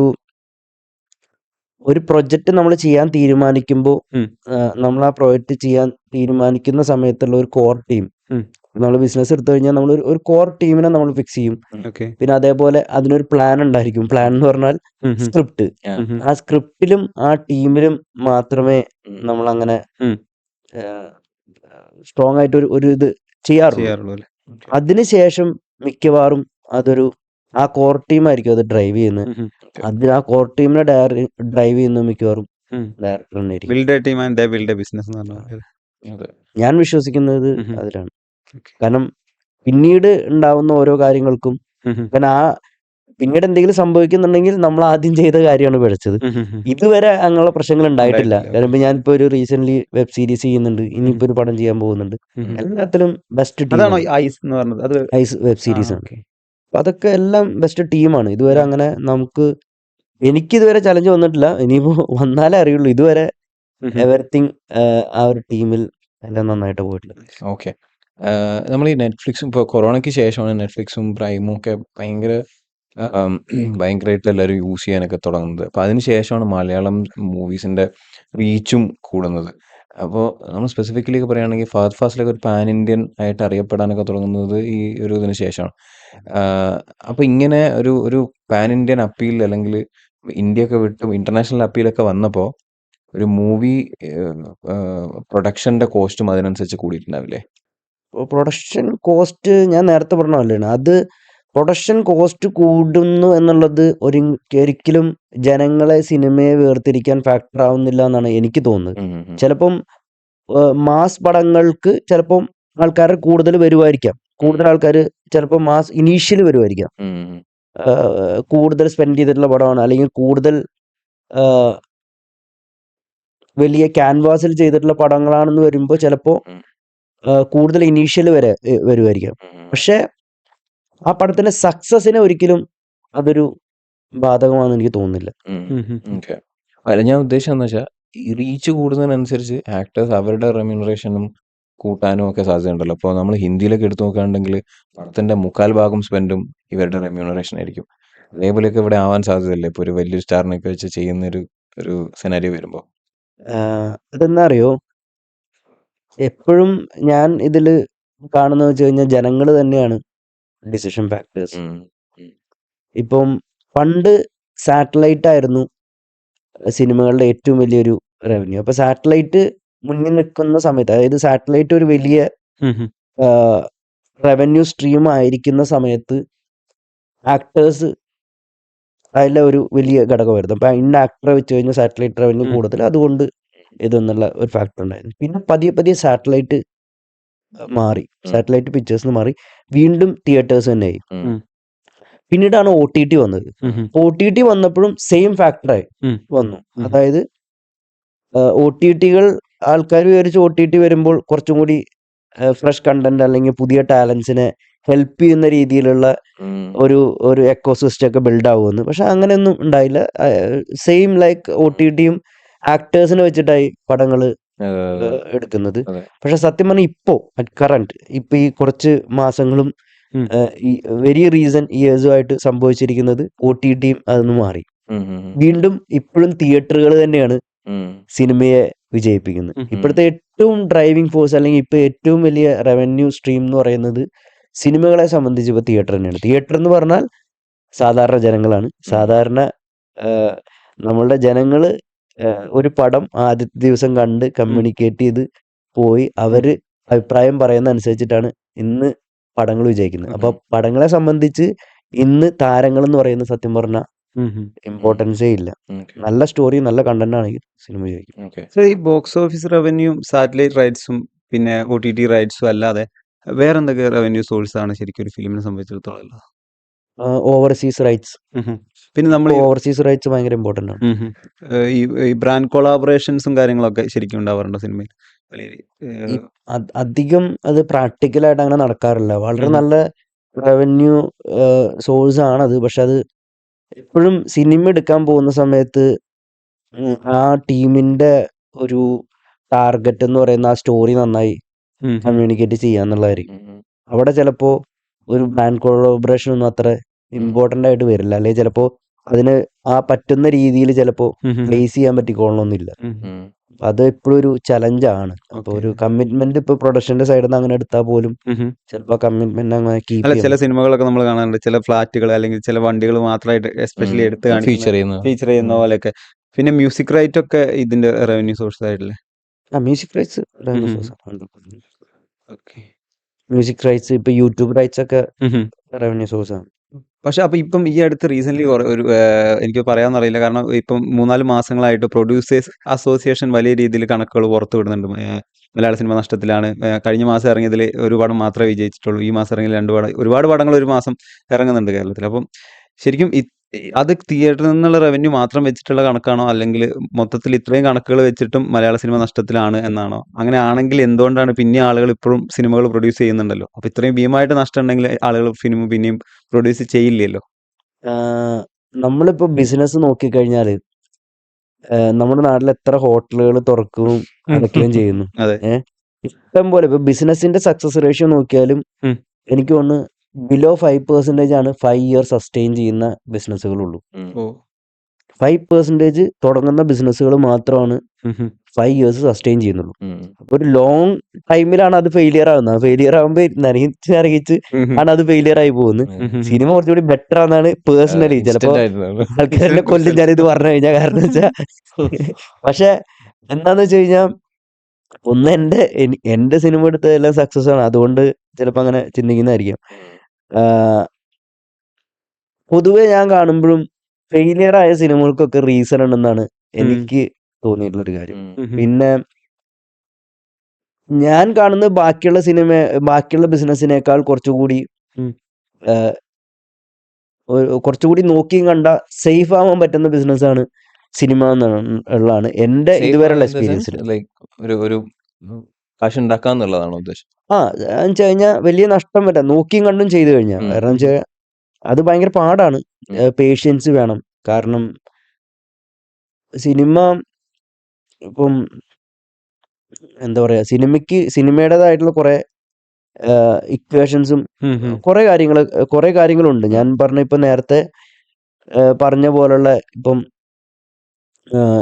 ഒരു എന്താ പറയാ, നല്ല സ്റ്റോറി അല്ലെങ്കിൽ നല്ല സ്ക്രിപ്റ്റ്, നല്ല ഡയറക്ടർ, നല്ല ടീം, ഇങ്ങനെല്ലാം നല്ല ആക്ടേഴ്സ് ഒരുമിച്ച് വരണം. എല്ലാം ഒന്നിച്ചു വരിക എന്നുള്ളത് ഒരു റെസിപ്പി കറക്റ്റ് ആവുന്ന ഒരു ഫോർമുലയാണ്. അപ്പൊ ആ ഒരു ഫോർമുലയിൽ ഇപ്പൊ നമ്മൾ ബിസിനസ് ചെയ്യുന്നതാണ്. ജിജിന് ബിസിനസ് ചെയ്യാം. ജിജിന് അറിയാവുന്ന കാര്യമല്ലേ, നമ്മൾ ഒരുപാട് ബിസിനസ് കമ്മ്യൂണിറ്റിയിലുള്ളവരാണ്. അപ്പോൾ ഇത്രയും നമ്മൾ ഈ ബിസിനസ്സിൽ പഠിക്കുന്ന ഒരുപാട് പാഠങ്ങളുണ്ടല്ലോ. ടീം ബിൽഡിങ്, അല്ലെങ്കിൽ HR, ഫിനാൻസ്, ഇങ്ങനെ ഈ എല്ലാ ഫാക്ടേഴ്സും ഒരു പെർഫെക്റ്റ് ആയിട്ടുള്ള ഒരു കമ്പനി ഫെയിലിയർ ആവാൻ എത്ര ചാൻസ് ഉണ്ട്? വളരെ കുറവ് ചാൻസ് അല്ലേ? അത് തന്നെയാണ് സിനിമയിലും ഞാൻ ശരിക്കും മനസ്സിലാക്കിയിട്ടുള്ളൂ. അപ്പൊ അങ്ങനെ എല്ലാ ഫാക്ടേഴ്സും നമ്മൾ നോക്കിപ്പോയി കഴിഞ്ഞാൽ സിനിമയും സക്സസ് ആയി കൊണ്ടുപോകുന്നേ ഉള്ളൂ. പിന്നെ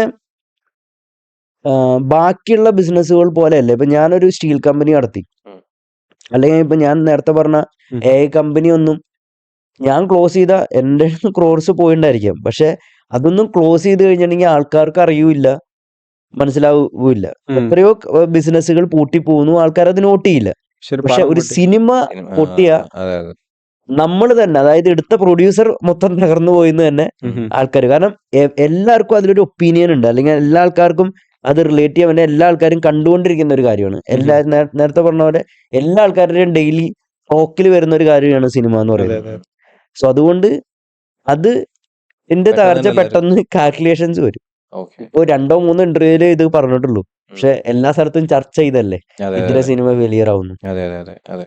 നേരത്തെ ശ്രീരാഗ് പറഞ്ഞ പോലെ ഇത്രയും മൂവീസ് വന്നിട്ട് അതിലൊരു വളരെ ചുരുക്കം പെർസെന്റേജ് മാത്രമല്ലേ സക്സസ് ആവുന്നുള്ളൂ. അപ്പോൾ നമ്മൾ അറിയാതെ പോകുന്ന, കാണാതെ പോകുന്ന, ഫെയിലായി പോകുന്ന ഒരുപാട് പ്രൊഡ്യൂസേഴ്സ് ഉണ്ടാവില്ലേ, ലൈഫ് നഷ്ടപ്പെടുന്ന ഒക്കെ ആയിട്ട്. അപ്പോൾ ഇതിന് മുന്നേ ഏതോ ഒരു ഇന്റർവ്യൂല് കണ്ടിട്ടുണ്ടായിരുന്നു, ഫിലിം പ്രൊഡ്യൂസ് ചെയ്യാൻ പുള്ളി ഒരു പ്രൊഡ്യൂസറാണ്, എനിക്ക് ഓർമ്മയില്ല കറക്റ്റ്. അപ്പോൾ ഫിലിം പ്രൊഡ്യൂസ് ചെയ്യാൻ മേലാൽ പോകരുത്. അത് നമ്മൾ സ്റ്റോക്ക് മാർക്കറ്റിനെ പറ്റിയൊക്കെ പറയുന്ന പോലെയാണോ? ആ ഒരു ആസ്പെക്റ്റിലാണോ കാണേണ്ടത്? ഞാൻ അങ്ങനെ പറയില്ല. ഞാൻ സിനിമ ഒരുപാട് കടമെടുത്തും ഇതെടുത്തും സിനിമ പ്രൊഡ്യൂസ് ചെയ്യാൻ ഒരിക്കലും പോകരുത്. അത് 100% ഷുവറാണ്.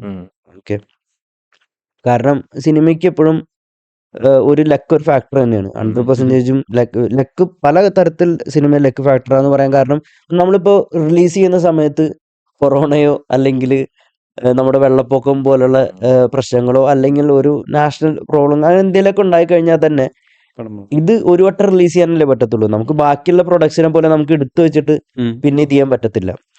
രണ്ടാമത് ഷൂട്ടിംഗ് സമയത്തും അങ്ങനെയുള്ള പ്രശ്നങ്ങൾ സംഭവിക്കാം. ഒരുപാട് റിസ്കുകൾ വരാവുന്ന, കാരണം നമ്മളിത് ഷൂട്ട് ചെയ്ത് കഴിഞ്ഞാൽ ഒരു ജസ്റ്റ് ഒരു CD അല്ലെങ്കിൽ ഒരു ഹാർഡ് ഡ്രൈവിലുള്ള ഒരു കണ്ടന്റ് മാത്രമാണ്. ഉം. ഇത്രയും ലക്ഷങ്ങൾ എന്ന് വെച്ചാൽ നമ്മൾ പ്രൊഡ്യൂസ് ചെയ്യുന്ന ഇത് ഒരു കണ്ടന്റ് മാത്രമാണ്. അതെ. ഇതിനെപ്പോ വേണമെങ്കിലും എന്ത് റിസ്ക് വേണമെങ്കിലും സംഭവിക്കാം. അപ്പൊ അതുകൊണ്ട് നമുക്ക് പോയാൽ കുഴപ്പമില്ല എന്ന് തോന്നുന്ന ഒരു എമൗണ്ട് വെച്ച് മാത്രമേ ആക്ച്വലി അത് ചെയ്യാൻ പറ്റുള്ളൂ. പക്ഷെ എല്ലാവരും അങ്ങനെയല്ല ചെയ്യുന്നത്. അങ്ങനെ ഉണ്ടാവില്ല. അപ്പോ സാർ പറയുന്നത് ഇപ്പൊ ഒരു മൂവിക്ക് ചെലവാകാൻ ലെറ്റ്സ് 5 CR ആണെന്നുണ്ടെങ്കിൽ അത് കംപ്ലീറ്റ് കയ്യിലുണ്ടെങ്കിൽ മാത്രമേ ഇറങ്ങാവുള്ളൂ എന്നാണോ? എന്റെ ഒരു ഇതില് അല്ലെങ്കിൽ അത് അല്ലെങ്കിൽ ഇറങ്ങരുത് എന്നാണോ? അല്ലെങ്കിൽ അത് പോയാൽ കുഴപ്പമില്ലാത്ത, അല്ലെങ്കിൽ അതുകൊണ്ട് ഞാൻ പാപ്പരായി പോവും എന്നുള്ള അവസ്ഥയിൽ നിന്നുകൊണ്ട് ആ ഒരു ഇത് ചെയ്യാം. അങ്ങനെ ചെയ്യരുത്. Okay okay. അതിപ്പോ ഏത് ബിസിനസ്സും നമ്മൾ അങ്ങനെ അതെ അതെ അതെ അതെ അത് മൂവി എന്നുള്ളത്. ഓക്കെ. സോ സാർ ഇപ്പോൾ ചെയ്ത ബിസിനസ് സക്സസ്ഫുൾ ആയിട്ട് പോകുന്നു. 3 സിനിമ പ്രൊഡ്യൂസ് ചെയ്തത് അത് 3ഉം സാറിൻ്റെ ഇതിൽ പറഞ്ഞാൽ ഹിറ്റാണ്. അപ്പോൾ ഞാൻ ഇത്രയും കാലത്തെ കരിയറിലാണെങ്കിലും ഓണ്ടർപ്രണർ ജേണിയിലാണെങ്കിലും ചെയ്തതിൽ എനിക്കൊരു തെറ്റ് പറ്റി, അത് ഇനി വരുന്ന ജനറേഷന് പറ്റരുത് എന്ന് പറഞ്ഞിട്ട് കൊടുക്കാനുള്ള എന്തെങ്കിലും ലെസൺസ് ഉണ്ടോ? തെറ്റ് പറ്റിയത് ഇഷ്ടം പോലെ ഉണ്ട്. തെറ്റുകളെ കൂടുതലുള്ളൂ. കാരണം തെറ്റുകൾ ഇഷ്ടം പോലെ നമുക്ക് ലൈഫിൽ പറ്റുമല്ലോ. ഇഷ്ടം പോലെ തെറ്റുകളുണ്ട്. എന്നാലും ഒരു ബമ്പർ മിസ്റ്റേക്ക് ഉണ്ടാവില്ലേ നമ്മുടെ? ചിലപ്പോ ഇപ്പൊ ഞാൻ ഒരു ബമ്പർ മിസ്റ്റേക്ക് എന്ന് പറഞ്ഞാൽ ചിലപ്പോൾ നിങ്ങൾക്ക് അക്സെപ്റ്റ് ചെയ്യാൻ ഒരു ബുദ്ധിമുട്ടുള്ള കാര്യമായിരിക്കും ഞാൻ എന്റെ ബമ്പർ മിസ്റ്റേക്ക് ആയിട്ട് പറയുന്നത്. കാരണം ഞാൻ ഇപ്പൊ എഞ്ചിനീയറിംഗ് കോളേജ് 2 ബിൽഡ് ചെയ്തുകൊണ്ട് ഇടയിലാണ് ഞാൻ സിനിമ ചെയ്തത്. എന്നെ സംബന്ധിച്ച് സത്യം പറഞ്ഞാൽ അതൊരു മിസ്റ്റേക്ക് ആണെന്ന് ഞാൻ കരുതുന്നത്. സിനിമ വലിയ ബിഗ് ഹിറ്റാണ്, മനസ്സിലായോ? കാരണം ആ പ്രായത്തിൽ സിനിമ ചെയ്യാതെ കുറച്ചും കൂടി ബിസിനസ് ഫോക്കസ് ചെയ്യണം എന്നായിരുന്നു ഞാൻ പിന്നീട് ചിന്തിച്ചിട്ടുള്ളത്. മനസ്സിലായോ? അപ്പൊ അങ്ങനെ കാരണം അങ്ങനെ ചിന്തിച്ച കുറെ മിസ്റ്റേക്സ് നമ്മുടെ ലൈഫിൽ പലതും ചെയ്യാമായിരുന്നു, ചെയ്തില്ല. പലതും ഇത് ചെയ്യാമായിരുന്നു, ഇത് ചെയ്തില്ല. ഇത് അങ്ങനെ ഒരുപാട് ഉണ്ടാവും. പിന്നെ നമ്മൾ ലൈഫിനെ പക്ഷെ വേറെ രീതിയിൽ ടാർഗറ്റ് ചെയ്ത് കഴിഞ്ഞാൽ അതിന് കുഴപ്പമില്ല. നമ്മളിപ്പോ ചെയ്തുകൊണ്ടിരിക്കുന്ന കാര്യങ്ങളിൽ ഇനി എന്തൊക്കെ നമുക്ക് ഇൻഫ്ലുവൻസ് ചെയ്യാൻ പറ്റും. ചെയ്ത കാര്യങ്ങൾ ഇപ്പൊ ഞാൻ ചെയ്ത കോളേജുകളിൽ നിന്ന് ഇന്ന കാര്യം ചെയ്ത് മിസ്റ്റേക്ക് ആണെന്ന് തോന്നിയോണ്ടാണ് ഞാൻ മെൻഡർ എന്നുള്ള രീതിയിൽ ഡിഫറെന്റ് ആംഗിളിൽ ഒരു കോളേജ് ചെയ്യുന്നത്. അപ്പൊ എന്റെ പർപ്പസ് സെയിം ആണ്. എനിക്ക് എത്തിച്ചേരേണ്ടതും എനിക്ക് ആ കോളേജ്, കാരണം നോർമലി ആൾക്കാർ കോളേജ് ബിൽഡ് ചെയ്യുന്നത് ഒരു 50+ അല്ലെങ്കിൽ 60+ ഇയേഴ്സിലാവും. ഞാൻ മച്ച് ബിഫോർ എനിക്ക് അത് സ്റ്റാർട്ട് ചെയ്യാൻ പറ്റിയിട്ടുണ്ട്. അല്ലെങ്കിൽ ഗിവിങ് ബാക്ക് ടു സൊസൈറ്റി എന്നുള്ള രീതിയിലായിരിക്കും ആൾക്കാർ കോളേജ് ബിൽഡ് ചെയ്യുന്നത്. എനിക്ക് അതിന് മുന്നേ അത് ചെയ്യാൻ പറ്റിയിട്ടുണ്ട്. അപ്പൊ ഞാൻ ചിന്തിക്കുന്നത് ഞാൻ ആ ഇതിൽ എത്തിക്കുമ്പോഴെങ്കിലും ഞാനൊരു വലിയ യൂണിവേഴ്സിറ്റിയും വലിയ നെയിമായി ഇന്ത്യയിലെ ഒരു നമ്പർ 1 യൂണിവേഴ്സിറ്റി ആയിട്ട് മാറിയാൽ മതി. അതുകൊണ്ട് ഇന്ന് ഞാൻ വളരെ ഡിഫറെന്റ് ടൈപ്പിലാണ് അത് ബിൽഡ് ചെയ്ത് വരുന്നത് മാത്രമേ ഉള്ളൂ. ഓക്കെ. സോ അതുപോലെ തന്നെയാണ് ഡ്രീം ക്യാച്ചറിന്റെ പേരും സാർ അത് റീനെയിം ചെയ്തതാണല്ലോ. ശരിക്കും ഡ്രീം ക്യാച്ചർ ഒഫീഷ്യൽ എന്ന് പറഞ്ഞത് ആ പ്ലാറ്റ്ഫോമിനെ കുറിച്ച് എന്താണ് കൂടുതലായിട്ട് പറയാനുള്ളത്? എന്താണ് അതിന്റെ ഒരു മോട്ടോ? ഡ്രീം ക്യാച്ചറിന്റെ മോട്ടോ എന്ന് പറയുന്നത് സത്യം പറഞ്ഞ സാധാരണ ആൾക്കാരും മൂവീസും തമ്മിലുള്ള ഒരു ഗ്യാപ്പ് എങ്ങനെ കുറയ്ക്കാൻ പറ്റും എന്നുള്ളതാണ് നമ്മൾ ചെയ്യുന്നത്. അതൊരു പ്ലാറ്റ്ഫോമായിട്ട് കൊണ്ടുവരണം എന്നുള്ളതാണ്. സ്റ്റോറീസിനെയും ഒക്കെ കൂടുതൽ ഇമ്പോർട്ടൻസ് കൊടുത്തുകൊണ്ട് കൂടുതൽ ടാലൻസിന് വരാൻ പറ്റുന്ന ഒരു പ്ലാറ്റ്ഫോം. അതുപോലെ തന്നെ ഓഡിയൻസിനാണെങ്കിലും more than just watching a movie എന്നുള്ളതിനേക്കാൾ കൂടുതൽ അവർക്ക് എന്താണ് എൻഗേജ്മെന്റിൽ കൊണ്ടുവരാൻ പറ്റുക എന്നുള്ള രീതിയിൽ ഒരു പ്ലാറ്റ്ഫോമായിട്ട് ബിൽഡ് ചെയ്യാനാണ്. അപ്പൊ നമ്മൾ പലതരത്തിൽ അതിന്റെ കാര്യങ്ങൾ ട്രൈ ചെയ്യുന്നുണ്ട്. വെരി സൂൺ അതിന്റെ പുതിയൊരു പ്രൊഡക്റ്റ് ആയിട്ട് നമ്മൾ ആസ് ആൻ ഓൺട്രപ്രണർ പുതിയൊരു പ്രൊഡക്റ്റ് പാഷോ എന്നുള്ള പ്രൊഡക്റ്റ് ആയിട്ട് നമ്മൾ വരുന്നതായിരിക്കും. അതായത് നമ്മുടെ സാധാരണക്കാരന് വേണമെങ്കിൽ അവരുടെ സ്റ്റോറീസ് നിങ്ങളുമായിട്ട് ഷെയർ ചെയ്തിട്ട് ഒരു ഫിലിമൊക്കെ ആയിട്ട് ഓൺ ചെയ്യാം, അങ്ങനെയുള്ള രീതിയിലേക്കാണോ? അങ്ങനെയല്ല, കുറച്ചുകൂടി ഡിഫറെന്റ് ആണ്. എന്ന് വെച്ചാൽ അല്ലെ കൂടുതൽ ആൾക്കാർക്കും സിനിമ, ഞാൻ പേഴ്സണലി പറഞ്ഞ പോലെ ഇപ്പൊ 1983 ഒരു ഡെബ്യൂ ഡയറക്ടർ ആയിരുന്നു. ക്യൂനൊരു ഡെബ്യൂ ഡയറക്ടർ ആയിരുന്നു. ഈ മോർ ദാൻ 40 ടാലൻസ് എങ്കിലും ഇപ്പം ഒരുപാട് പേര് നമ്മുടെ സിനിമകളിലൂടെ പുതിയതായിട്ട് ഇൻഡസ്ട്രിയിലോട്ട് വന്നു. ഒരുപാട് ആൾക്കാർ വന്നു, ഡയറക്ടേഴ്സും ആക്ടേഴ്സും ഒക്കെ ആയിട്ട്. അപ്പം 2 സിനിമകളിലൂടെ അങ്ങനെ ഒരുപാട് ഓപ്പർച്യൂണിറ്റി കൊടുക്കാൻ പറ്റും. ഇപ്പൊ ഐസ് എന്നുള്ള വെബ് സീരീസിൽ പിന്നെയും ഇപ്പൊ ഞാൻ ഇപ്പൊ റീസെന്റ് ചെയ്യുന്ന വെബ് സീരീസിലും കുറെ പുതിയ ആൾക്കാർ ഇൻഡസ്ട്രിയിലോട്ട് വരുന്നുണ്ട്. ഒരു മേജർ ക്യാരക്ടർ റോളിൽ തന്നെ ഒരു 5 പേരെങ്കിലും പുതിയ ആൾക്കാർ വരുന്നുണ്ട്. നല്ല ഓപ്പർച്യൂണിറ്റിയാണ് അവർക്കെല്ലാം, ത്രൂ ഔട്ട് നല്ല റോളുകൾ. അപ്പം അതുപോലെ നല്ല ടാലൻസിനെ കൊണ്ടുവരാൻ പറ്റുന്നത് അത് ആക്ടേഴ്സ് ആണെങ്കിലും റൈറ്റേഴ്സ് ആണെങ്കിലും ഡയറക്ടേഴ്സ് ആണെങ്കിലും അതർ ടെക്നീഷ്യൻസ് ആണെങ്കിലും ഒക്കെ അവർക്കുള്ള ഓപ്പർച്യൂണിറ്റി, പുതിയ പ്രൊഡ്യൂസേഴ്സ്, അതായത് ഫിലിംസിന് നല്ല ഇൻവെസ്റ്റ് ചെയ്യാൻ പറ്റുന്ന ഉം. പുതിയ പ്രൊഡ്യൂസേഴ്സിന് അവർക്കും നല്ല അഡ്വൈസുകൾ കൊടുത്ത് എങ്ങനെ നല്ല ഫിലിംസ് ചെയ്യാന്നുള്ള ഉം. ഒരു പ്ലാറ്റ്ഫോം ക്രിയേറ്റ് ചെയ്യുക. അങ്ങനെയുള്ള ഒരുപാട് കുറേ ഡ്രീംസ് ആണ് മുന്നോട്ടുള്ളത്. ഓക്കെ. സാർ ഇതുവരെ മൾട്ടിപ്പിൾ വേർട്ടിക്കൽസിൽ വർക്ക് ചെയ്ത് സക്സസ്ഫുൾ ആക്കി കാണിച്ചു കൊടുത്ത ആളാണ്. ഇപ്പോൾ വർക്ക് ചെയ്തിട്ടുള്ള എഡ്യൂക്കേഷൻ എന്ന് പറയുന്ന വേർട്ടിക്കൽ ആണെങ്കിലും അല്ലെങ്കിൽ ഓൺടർപ്രണർഷിപ്പ് ആണെങ്കിലും മൂവി ഫീൽഡ് ആണെങ്കിലും ഒക്കെ. അപ്പോൾ നെക്സ്റ്റ് 10 വർഷത്തേക്ക് ഇന്നൊരു ഫീൽഡ് മാത്രം വർക്ക് ചെയ്യുള്ളൂ എന്ന് തീരുമാനിക്കുകയാണെന്നുണ്ടെങ്കിൽ ഏതായിരിക്കും ചൂസ് ചെയ്യുക ആൻഡ് വൈ? അങ്ങനെ ആൻസർ പറയാൻ പറ്റുമെന്ന് എനിക്ക് തോന്നുന്നില്ല. കാരണം ഞാൻ അങ്ങനെ ഇതുവരെ ചിന്തിച്ചിട്ടില്ല. ആക്ച്വലി എനിക്ക് ഈ രണ്ട് കാര്യങ്ങളും ഭയങ്കര സന്തോഷമുള്ള കാര്യമാണ്. അപ്പം കൂടുതൽ എന്തെങ്കിലുമൊക്കെ ചെയ്യാൻ ശ്രമിക്കണം എന്ന്, ഇത് തുടരണം. കോളേജ് എന്തായാലും ഞാൻ ചെയ്യാതിരിക്കത്തില്ല. അപ്പോൾ അത് മെല്ലെ മെല്ലെ ഡെവലപ്പ് ചെയ്ത് കൊണ്ടുവരണം. സിനിമകളും ചെയ്യണം. അപ്പോൾ ഇനിയും എന്ത് ചെയ്യാൻ പറ്റുമെന്നാണ്. ഓക്കെ, മൂവി ഫീൽഡ് നോക്കുകയാണെന്നുണ്ടെങ്കിൽ ഇപ്പോൾ നമ്മൾ നേരത്തെ സംസാരിച്ചല്ലോ, ടൊവിനോ തോമസിന്റെ ഒക്കെ ഫസ്റ്റ് ആഡ് ഷൂട്ടൊക്കെ വരുന്നത് സാറിന്റെ ത്രൂ ആണെന്നൊക്കെ.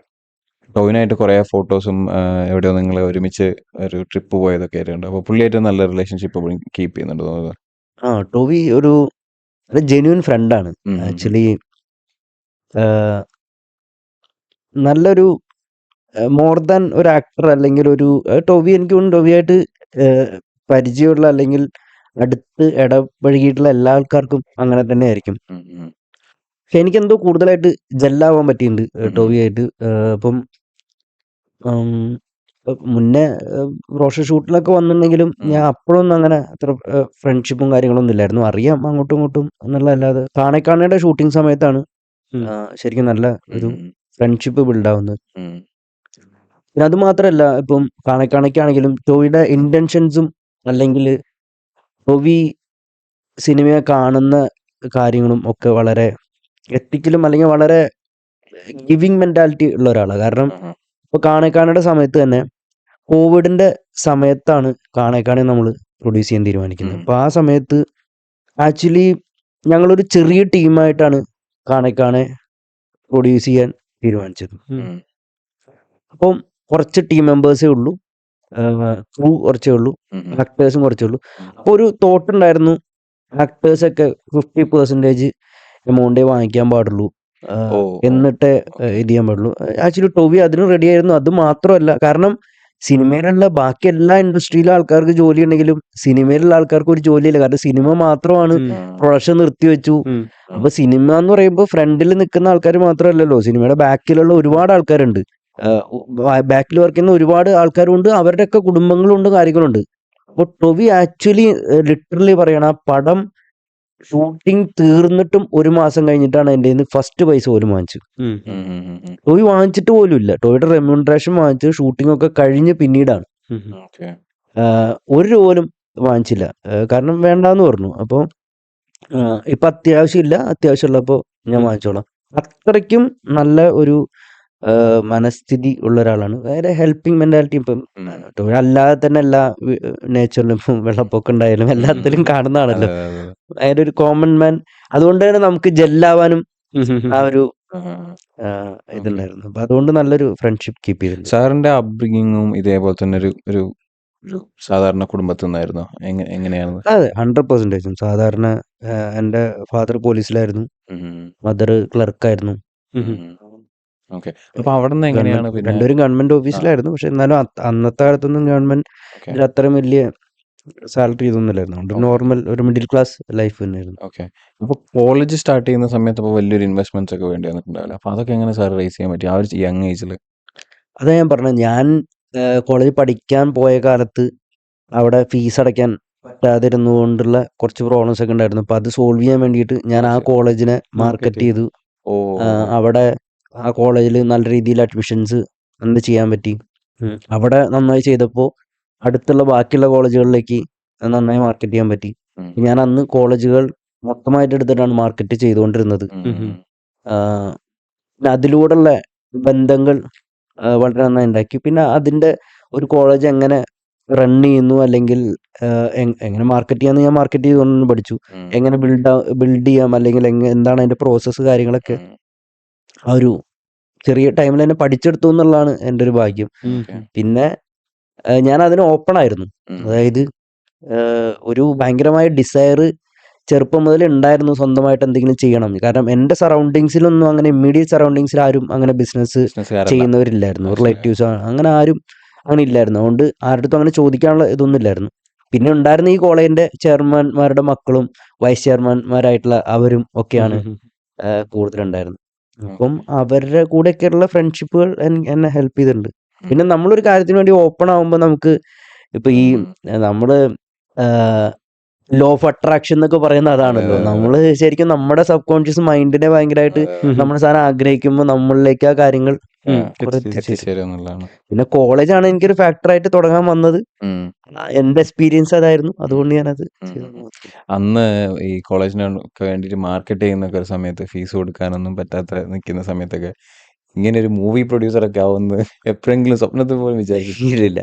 അന്ന് സ്വപ്നത്തിലൊന്നും വിചാരിച്ചില്ല. പിന്നെ നമ്മൾ ഓരോ കോളേജ് അഡ്മിഷൻ ഒക്കെ ചെയ്തു വരുമ്പോ നമുക്കൊരു ആഗ്രഹങ്ങൾ പിന്നെ അങ്ങനെ കയറി വരുന്നുള്ളൂ.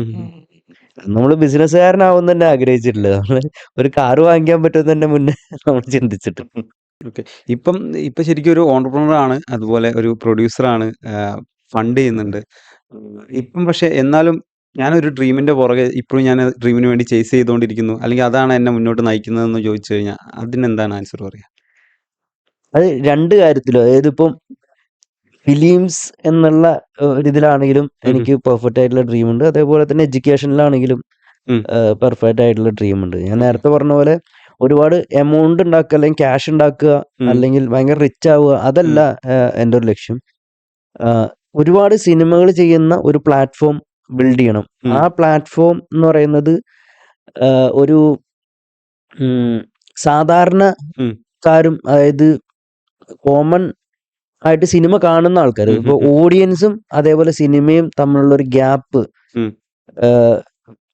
ബ്രിഡ്ജ് ചെയ്യണം എന്നാണ് സിനിമയുടെ ഇതിൽ ഞാൻ ആഗ്രഹിക്കുന്നത്. ഇപ്പം അത് ടാലൻസിന്റെ സൈഡിലാണെങ്കിലും ശരി, ആക്ടേഴ്സിന്റെ സൈഡിലാണെങ്കിലും ശരി, സ്ക്രിപ്റ്റ് അങ്ങനെയൊക്കെ ഉള്ള സ്റ്റോറീസിന്റെ ഫ്രഷ് സ്റ്റോറീസിന്റെ കാര്യങ്ങളിലാണെങ്കിലും ശരി, അതുപോലെ തന്നെ മൂവി ഇൻവെസ്റ്റേഴ്സിന്റെ കാര്യത്തിലാണെങ്കിലും ഇപ്പം സാധാരണക്കാർക്കും ഇൻവെസ്റ്റ് ചെയ്യാൻ പറ്റുന്ന രീതിയിലുള്ള എന്തെങ്കിലും കാര്യങ്ങൾ കൊണ്ടുവരിക. അങ്ങനെയൊക്കെയുള്ള കുറച്ച് ഡിഫറെന്റ് ആയിട്ട് പുതിയ ടെക്നോളജിയും നമ്മുടെ ലോകത്ത് മാറിക്കൊണ്ടിരിക്കുന്ന കാര്യങ്ങളും വെച്ചുകൊണ്ട് ഒരുപാട് പുതിയ എക്കോസിസ്റ്റം ബിൽഡ് ആവുന്നുണ്ടല്ലോ. അപ്പൊ ആ ഒരു എക്കോസിസ്റ്റവും ടെക്നോളജിയും വെച്ചുകൊണ്ട് എങ്ങനെ ഈ ഇൻഡസ്ട്രീനെ ഒന്ന് ഡിസ്ട്രപ്റ്റ് ചെയ്യാൻ പറ്റും, എന്തൊക്കെ ഡിഫറെന്റ് ആയിട്ടുള്ള കാര്യങ്ങൾ ചെയ്യാൻ പറ്റും എന്നുള്ളതാണ് മൂവി ഇൻഡസ്ട്രിയെ പറ്റിയിട്ട് എൻ്റെ പുറത്തുള്ള ടെക്നോളജിയിൽ എക്സ്പീരിയൻസ്, അല്ലെങ്കിൽ സ്റ്റാർട്ടപ്പിൽ ഇൻവെസ്റ്റ് ചെയ്യുന്നതിൻ്റെയും സ്റ്റാർട്ടപ്പ് ചെയ്തുകൊണ്ടുള്ള എൻ്റെ എക്സ്പീരിയൻസ് ഒന്നും എങ്ങനെ അവിടെ ഒരു പ്രൊഡക്റ്റ് ബിൽഡ് ചെയ്യാൻ പറ്റും എന്നാണ് തിങ്ക് ചെയ്യുന്നത്. അതുപോലെ തന്നെ എഡ്യൂക്കേഷൻ സൈഡിലാണെങ്കിലും ശരി, ഒരു യൂണിവേഴ്സിറ്റി അവിടെ സ്റ്റുഡൻസ് വരുമ്പോൾ തന്നെ എക്സ്പീരിയൻസ്, ഇപ്പം കമ്പനികൾക്ക് എന്താണ് ആവശ്യം, കമ്പനികൾക്ക് ആവശ്യം എന്ന് പറയുന്നത് സ്കിൽഡ് ആയിട്ടുള്ള ടാലൻസിനാണ്. ഇപ്പൊ നമ്മൾ ഒരുപാട് IT കമ്പനികൾ എൻ്റെ ഫ്രണ്ട്സിന്റെ ആയിട്ടുള്ള കമ്പനികളുണ്ട്. എല്ലാ CEOസിന്റെ അടുത്തോ CTOസിന്റെ അടുത്തോ അല്ലെങ്കിൽ അവരുടെ കോർ ടീം മെമ്പേഴ്സിന്റെ അടുത്തോ ചോദിച്ചാലും എല്ലാവരുടെയും പ്രശ്നം നല്ല ടീം മെമ്പേഴ്സിനെ കിട്ടാനില്ല എന്നുള്ളതാണ്. ഈവൻ ഇപ്പൊ ജിജിന്റെ അടുത്ത് ചോദിച്ചാലും ജിജിനും പറയും നല്ല ആൾക്കാരെ കിട്ടാനില്ല.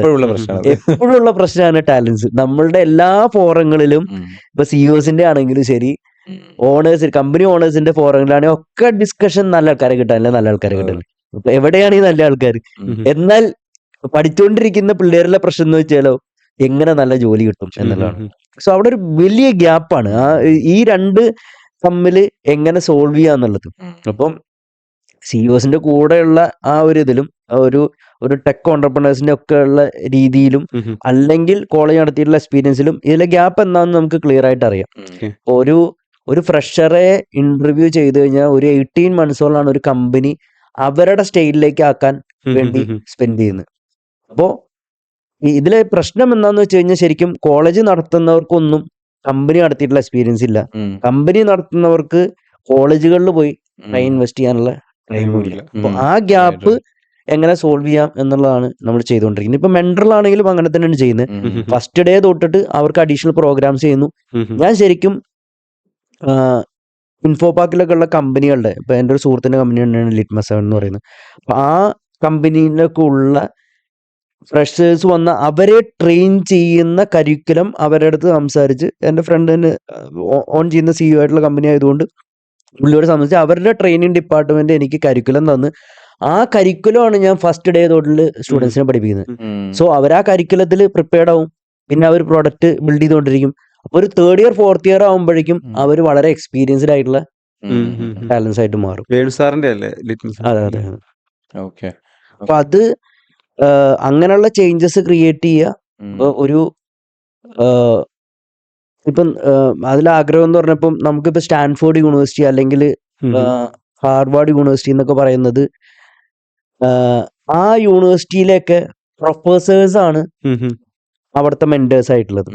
ശരിക്കും സ്റ്റാൻഫോർഡ് യൂണിവേഴ്സിറ്റിയിൽ ഇന്ന് ഇപ്പൊ ഞാൻ കഴിഞ്ഞ ദിവസം ന്യൂസ് കണ്ടു, സ്റ്റാൻഫോർഡ് യൂണിവേഴ്സിറ്റി എന്താണ്ട് ഒരു അവരുടെ 10 ബില്യൺ വർത്തുള്ള അസറ്റ് വിൽക്കാൻ, ഇക്വിറ്റി അസറ്റ് വിൽക്കാൻ പോകുന്നു. അപ്പം ആ കോളേജിന്റെ കയ്യിലാണ് കമ്പനികളിലുള്ള അത്ര അസറ്റ്. കാരണം ആ കമ്പനികളിലുള്ള 10 ബില്യൺ അസറ്റ് എന്ന് പറയുമ്പോൾ ഒന്ന് ആലോചിച്ചു, ഏകദേശം 80,000 കോടി രൂപ. അപ്പം എനിക്ക് തോന്നുന്നു 53 ബില്യൺ എന്നാണ്ട് അവർക്ക് അസറ്റ് കമ്പനികളുടെ സ്റ്റോക്ക് കണ്ടിട്ടുണ്ട് ഞാനവിടെ വായിച്ചത് വെച്ചിട്ട്. അതായത് സ്റ്റാൻഫോർഡ് യൂണിവേഴ്സിറ്റി ഒക്കെ എന്താ ചെയ്തതെന്ന് വെച്ച് കഴിഞ്ഞാൽ അവിടുത്തെ പ്രൊഫസേഴ്സ് അവിടുത്തെ സ്റ്റുഡൻസിനെ മെൻറ്റർ ചെയ്തിട്ടുണ്ട്. അപ്പം അവിടുത്തെ കമ്പ്യൂട്ടർ സയൻസിലുള്ള രാജീവ് മോട്ട്വാനി എന്നൊക്കെ പറയുന്ന ഇന്ത്യൻസ് ആയിട്ടുള്ള പ്രൊഫസേഴ്സാണ് അവിടെ നിന്നത്. അവര് ഒക്കെ മെൻറ്റർ ചെയ്തിട്ടാണ് ഗൂഗിൾ പോലുള്ള കമ്പനികൾ ഉണ്ടായിട്ടുള്ളത്. ഓക്കെ, സോ ഗൂഗിൾ പോലുള്ള കമ്പനികളിൽ അല്ലെങ്കിൽ ബാക്കിയുള്ള അവിടെ നിന്ന് ഇതേപോലെ വരുന്ന സ്റ്റാർട്ടപ്പുകളിലൊക്കെ സ്റ്റാൻഫോർഡ് യൂണിവേഴ്സിറ്റിക്കും അവിടുത്തെ പ്രൊഫസേഴ്സിനൊക്കെ സ്റ്റോക്കും കാര്യങ്ങളൊക്കെ ഉണ്ട്. സോ ആ കമ്പനി ആ പ്രൊഫസേഴ്സിനും അത് വലിയ ഗുണകരമായിട്ട് വന്നു. അതേപോലെ തന്നെ ആ സ്റ്റാൻഫോർഡ് യൂണിവേഴ്സിറ്റിക്കും വലിയൊരു അസറ്റാണ് അതിലൂടെ ഉണ്ടായത്. അതേപോലെ തന്നെ ഒരു എക്കോസിസ്റ്റം ഒരു കേരളത്തിലൊരു യൂണിവേഴ്സിറ്റി ആയിട്ട് ബിൽഡ് ചെയ്യാൻ. സിനിമേന്റെ കാര്യത്തിലാണെങ്കിലും അങ്ങനെ നോക്കുമ്പം ഇങ്ങനെ ഒരു കമ്മ്യൂണിറ്റി ഉണ്ടാക്കുക എന്നതിനപ്പുറത്തേക്ക് ഒരു ബിഗ് ബഡ്ജറ്റ് സിനിമ ചെയ്യണം എന്നുള്ള ഒരു ഡ്രീം ഉണ്ടോ? അതായത് ഇപ്പൊ കേരളത്തിൽ നിന്ന് ഇപ്പൊ നമ്മളത് ഒരു ചെറിയ ഇൻഡസ്ട്രിയാണ്, കമ്പാരിറ്റീവ്ലി ബാക്കിയുള്ള ഇൻഡസ്ട്രികളൊക്കെ വലിയ വലിയ പടങ്ങൾ ചെയ്യുമ്പോൾ നമ്മൾ ചെറിയ ചെറിയ പടങ്ങൾ ചെയ്തിട്ട് ഇങ്ങനെ പോവുകയാണ്. അപ്പം അങ്ങനെ ഒരു പ്ലാനൊക്കെ ഉണ്ടോ? സത്യം പറഞ്ഞില്ല. കാരണം എനിക്ക് കൂടുതൽ ആൾക്കാരെ ഹെൽപ്പ് ചെയ്യുന്ന രീതിയിലുള്ള കൂടുതൽ പടങ്ങൾ ചെയ്യുക എന്നുള്ളതല്ല. എനിക്ക് ഇന്ന് വരെ അങ്ങനെ ഒരു ബിഗ് ബഡ്ജറ്റ് പടം ചെയ്യണം എന്നുള്ള ആഗ്രഹം ഇതുവരെ തോന്നിച്ചിട്ടില്ല സത്യം പറഞ്ഞാൽ. അത് ചിലപ്പോൾ എനിക്ക് അത്രയും കൂടുതൽ എമൗണ്ട് ഉണ്ടെങ്കിലും ചിലപ്പോൾ ഞാൻ അതിനു വേണ്ടിയിട്ട് ഞാൻ ചെയ്യുമെന്ന് എനിക്ക് തോന്നുന്നില്ല. എന്നെ സംബന്ധിച്ച് നല്ല സ്റ്റോറിയുള്ള സിനിമകൾ കമ്മ്യൂണിക്കേറ്റ് ചെയ്യണം, അല്ലെങ്കിൽ ഭയങ്കര ഇൻസ്പയർ ചെയ്യുന്ന പടങ്ങൾ ചെയ്യണം എന്നാണ് ഏറ്റവും കൂടുതൽ ആഗ്രഹം. ചിലപ്പോൾ എപ്പോഴും അത് നടന്നതൊന്നും വരില്ല. സിനിമ ചിലപ്പം പണ്ട് അങ്ങനെയാണ് ആഗ്രഹമെങ്കിലും ഇപ്പൊ സിനിമകൾ നല്ല സിനിമകൾ ചെയ്യണം. ഇപ്പൊ സിനിമ ചിലപ്പോ ചില മെസ്സേജുകൾ ചിലപ്പോ കാണിക്കുന്നത് ചിലപ്പോ ഇങ്ങനെ ചെയ്തില്ലെങ്കിൽ നല്ലതാ ആവാം എന്നുള്ളൊരു മെസ്സേജിലും നമുക്ക് എടുക്കാൻ പറ്റും. മനസ്സിലായോ? പലതരത്തില് സിനിമ അർത്ഥങ്ങൾ വരാം. അപ്പൊ നല്ല സിനിമകൾ ചെയ്യണമെന്ന് മാത്രമേ ആഗ്രഹമുള്ളൂ. ഒരിക്കലും ബഡ്ജറ്റ് ഒരു ഇതല്ല. ഓക്കെ, മൂവി ഫീൽഡിൽ വന്നതിന് ശേഷം, ഒരു പ്രൊഡ്യൂസർ ആയതിനു ശേഷം ഓൾറെഡി ഉണ്ടായിരുന്ന പ്രൊഡ്യൂസേഴ്സിനെയൊക്കെ പഠിച്ചിട്ടുണ്ടാവുന്ന ഞാൻ വിചാരിക്കുന്നത്. അങ്ങനെ ഒരു ഇൻസ്പയറിംഗ് ആയിട്ട് തോന്നിയ ഏതെങ്കിലും ഫിഗേഴ്സ് ഉണ്ടോ മലയാളം മൂവി ഇൻഡസ്ട്രി തന്നെ? അങ്ങനെ നോക്കിക്കഴിഞ്ഞാൽ ഇപ്പം അത് നമ്മളുടെ പിയർ ഗ്രൂപ്പിൽ തന്നെയുള്ള പ്രൊഡ്യൂസേഴ്സോ അങ്ങനെ ആരെങ്കിലും ഇൻസ്പയറിംഗ് ആയിട്ട് തോന്നിയിട്ടുണ്ടോ? അല്ല, എനിക്കെപ്പോഴും സിനിമ വിലയിരുത്തുന്ന ആൾക്കാരിലേ തോന്നില്ല. ഇപ്പൊ ഞാൻ പറഞ്ഞപ്പോ 1983 എന്ന് പറഞ്ഞ പടം ഞാൻ ഭയങ്കരമായിട്ട് ആ പടം സാറ്റലൈറ്റും വിറ്റുപോയിട്ടില്ല, ഇറക്കാനും ബുദ്ധിമുട്ടൊക്കെ ആയിട്ട് നിൽക്കുന്ന സമയത്ത് സെൻട്രൽ പിക്ചേഴ്സിന്റെ ഷാജി സാർ എന്ന് പറഞ്ഞ സാറ് വന്ന പടം കണ്ടു. സാർ എൻ്റെ അടുത്ത് പറഞ്ഞു, ഷംസ് ഈ പടം എന്തായാലും ക്ലിക്കാവും. സത്യം പറഞ്ഞ പുള്ളി മാത്രമേ എൻ്റെ അടുത്ത് അങ്ങനെ ഒരു പറഞ്ഞ വ്യക്തിയുള്ളൂ. അപ്പോൾ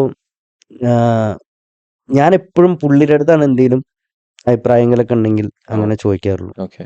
അപ്പോൾ ബാക്കി ഒരുപാട് പേര് കണ്ടിട്ട് ആ പടം റിജക്ട് ചെയ്താണ് ആക്ച്വലി.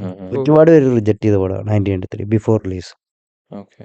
റൈറ്റ്. പിന്നെ മെന്റേഴ്സ് എന്ന് വെച്ചാൽ ഇപ്പം പ്രൊഡ്യൂസേഴ്സ് എന്നുള്ള രീതിയിലല്ലാതെ നോക്കിക്കഴിഞ്ഞിട്ടുണ്ടെങ്കിൽ ഇപ്പം ബോബി സഞ്ജയ്, അതുപോലെ സ്ക്രിപ്റ്റ് റൈറ്റർ ആയിട്ടുള്ള സഞ്ജയ് ഏട്ടൻ എൻ്റെ ഒരു നല്ല മെന്ററാണ്. അതായത് എല്ലാ കാര്യങ്ങളിലും എനിക്ക് ഉപദേശങ്ങൾ തരുന്നതും, അല്ലെങ്കിൽ പ്രൊഡക്ഷൻ സൈഡ് ആണെങ്കിലും ശരി, ഇപ്പോൾ സിനിമയുടെ ഒരുപാട് തലങ്ങളുണ്ടല്ലോ. ഇപ്പോൾ ഇപ്പം സിനിമ നമ്മൾ എങ്ങനെ സെലക്ട് ചെയ്യണം, അല്ലെങ്കിൽ കാരണം സഞ്ജയ് ഏട്ടൻ്റെ ഒക്കെ ഒരു ഫാമിലി തന്നെ സിനിമ ഫാമിലിയാണ്. കാരണം സഞ്ജയ് ഏട്ടൻ്റെ ഫാദർ പ്രൊഡ്യൂസർ ആയിരുന്നു. ഒരുപാട് നല്ല സിനിമകൾ പ്രൊഡ്യൂസ് ചെയ്തിട്ടുള്ള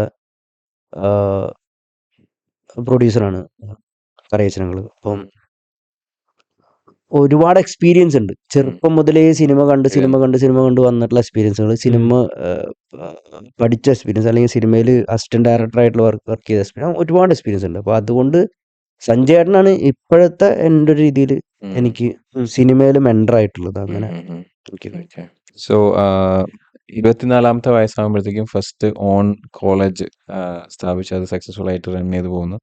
അവിടെ നിന്ന് എപ്പോഴാണ് ഒരു സിനിമ ഭ്രാന്ത് വരുന്നത്? എങ്ങനെയാണ് മൂവി ഫീൽഡിലേക്ക് എത്തിയത്? ഞാൻ സിനിമ ആക്ച്വലി എന്നെ ഒരുപാട് സിനിമ ഇൻസ്പയർ ചെയ്തിട്ടുണ്ട്. അതായത് പേഴ്സണലി ചെറുപ്പ കാലഘട്ടങ്ങളിൽ നമുക്ക് എന്തെങ്കിലും ചലഞ്ചസ് ഉണ്ടാവും. ഇപ്പം നേരത്തെ പറഞ്ഞ പോലെ ഞാൻ പറഞ്ഞ ചെറുപ്പത്തിലെ നമ്മൾ കോളേജിൽ അഡ്മിഷൻസ് ചെയ്യുന്നു, അല്ലെങ്കിൽ കോളേജുകൾ മാർക്കറ്റ് ചെയ്യുന്നു. അങ്ങനെ ചെറുപ്പം മുതലേ നമ്മൾ ബിസിനസ്സിലേക്ക് പഠിച്ചുകൊണ്ട് ഇരിക്കുന്ന സമയത്ത് തന്നെ നമ്മൾ ഇതിലേക്ക് ഇറങ്ങി. അപ്പോൾ നമ്മളെ മൈൻഡിലൂടെ ഒരുപാട് കാര്യങ്ങൾ പോകും, അപ്പ് ഉണ്ടാവുന്ന ഫെയിലിയർ. ഇപ്പം നമ്മൾ 2 അഡ്മിഷൻ എടുക്കാൻ നോക്കി അവർ വന്ന് ജോയിൻ ചെയ്തില്ലെങ്കിലും നമുക്ക് മനസ്സിൽ ഫെയിലിയർ തോന്നും. അപ്പം ഇങ്ങനെയുള്ള ഒരുപാട് ഘട്ടങ്ങളിൽ ചെറുപ്പം മുതലേ ഞാൻ എന്നെ പേഴ്സണലി മോട്ടിവേറ്റ് ചെയ്യാനും ഇൻസ്പയർ ചെയ്യാനും ഉപയോഗിച്ചിരുന്ന സിനിമയാണ്. ചില പടങ്ങൾ ചിലപ്പോൾ ഫെയിലിയർ ആയി പോവാം, പക്ഷെ എങ്കിൽ പോലും അതിലെ കഥാപാത്രങ്ങളോ ഒക്കെ നമ്മൾ ഒരുപാട് മോട്ടിവേറ്റ് ചെയ്തിട്ടുണ്ട്, അല്ലെങ്കിൽ നമ്മളെ ഇൻസ്പയർ ചെയ്തിട്ടുണ്ട്. അപ്പൊ സിനിമ എന്നെ സംബന്ധിച്ച് പേഴ്സണലി എന്നെ സ്ട്രെങ്തൻ ചെയ്യാൻ വേണ്ടിയിട്ടോ, അല്ലെങ്കിൽ എന്നെ സ്വപ്നങ്ങൾ കാണാനും ഒക്കെ ഒരുപാട് ഹെൽപ്പ് ചെയ്തിട്ടുണ്ട്. അപ്പൊ ഞാൻ ചിന്തിക്കുന്നത് സിനിമ അതുപോലെ തന്നെ മില്യൺസ് ഓഫ് ആൾക്കാരെ ഇൻഫ്ലുവൻസ് ചെയ്യുന്നതാണ്. സിനിമ കൊണ്ട് ഒരുപാട് പേരെ നമുക്ക് ഇൻഫ്ലുവൻസ് ചെയ്യാൻ പറ്റും, നല്ല മെസ്സേജുകൾ കൊടുക്കാൻ പറ്റും. നേരത്തെ ഞാൻ പറഞ്ഞ പോലെ എൻ്റെ കോർ പർപ്പസ് എന്ന് പറയുന്നത് ടു ഇൻസ്പയർ പീപ്പിൾ എന്നുള്ളതാണ്. ഏറ്റവും കൂടുതൽ ആൾക്കാരെ നമുക്ക് ഇൻസ്പയർ ചെയ്യാൻ പറ്റുന്നത് സിനിമയിലൂടെയാണ്. അങ്ങനെയാണ് ശരിക്കും എനിക്ക് സിനിമ ചെയ്യണം എന്നുള്ള ആഗ്രഹം ഉണ്ടായിരുന്നു. അപ്പൊ അതുകൊണ്ട് തന്നെ ആദ്യം എനിക്ക് ചെയ്യണം എന്നുള്ളത് ഒരു മോട്ടിവേഷണൽ സിനിമ ആയിരിക്കണം എന്ന് എനിക്ക് ഭയങ്കരമായ ആഗ്രഹം ഉണ്ടായിരുന്നു.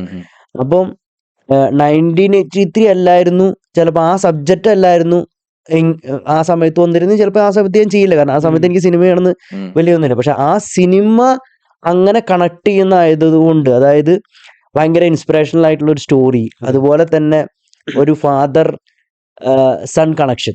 അതായത് ഇപ്പം എൻ്റെ ലൈഫ് എടുത്ത് നോക്കിയാലും ശരി, എൻ്റെ ഫാദറിന് ബിസിനസ് ചെയ്യാൻ നല്ല ആഗ്രഹം ഉണ്ടായിരുന്നു. ഫാദർ 1-2 ചെറിയ ബിസിനസ് ഒക്കെ ചെയ്യാൻ ശ്രമിച്ചെങ്കിലും പക്ഷെ അത് അത്ര ഇതായി പോയില്ല, ഒരു ഹോം അപ്ലയൻസ് സ്റ്റോർ അങ്ങനെയൊക്കെ.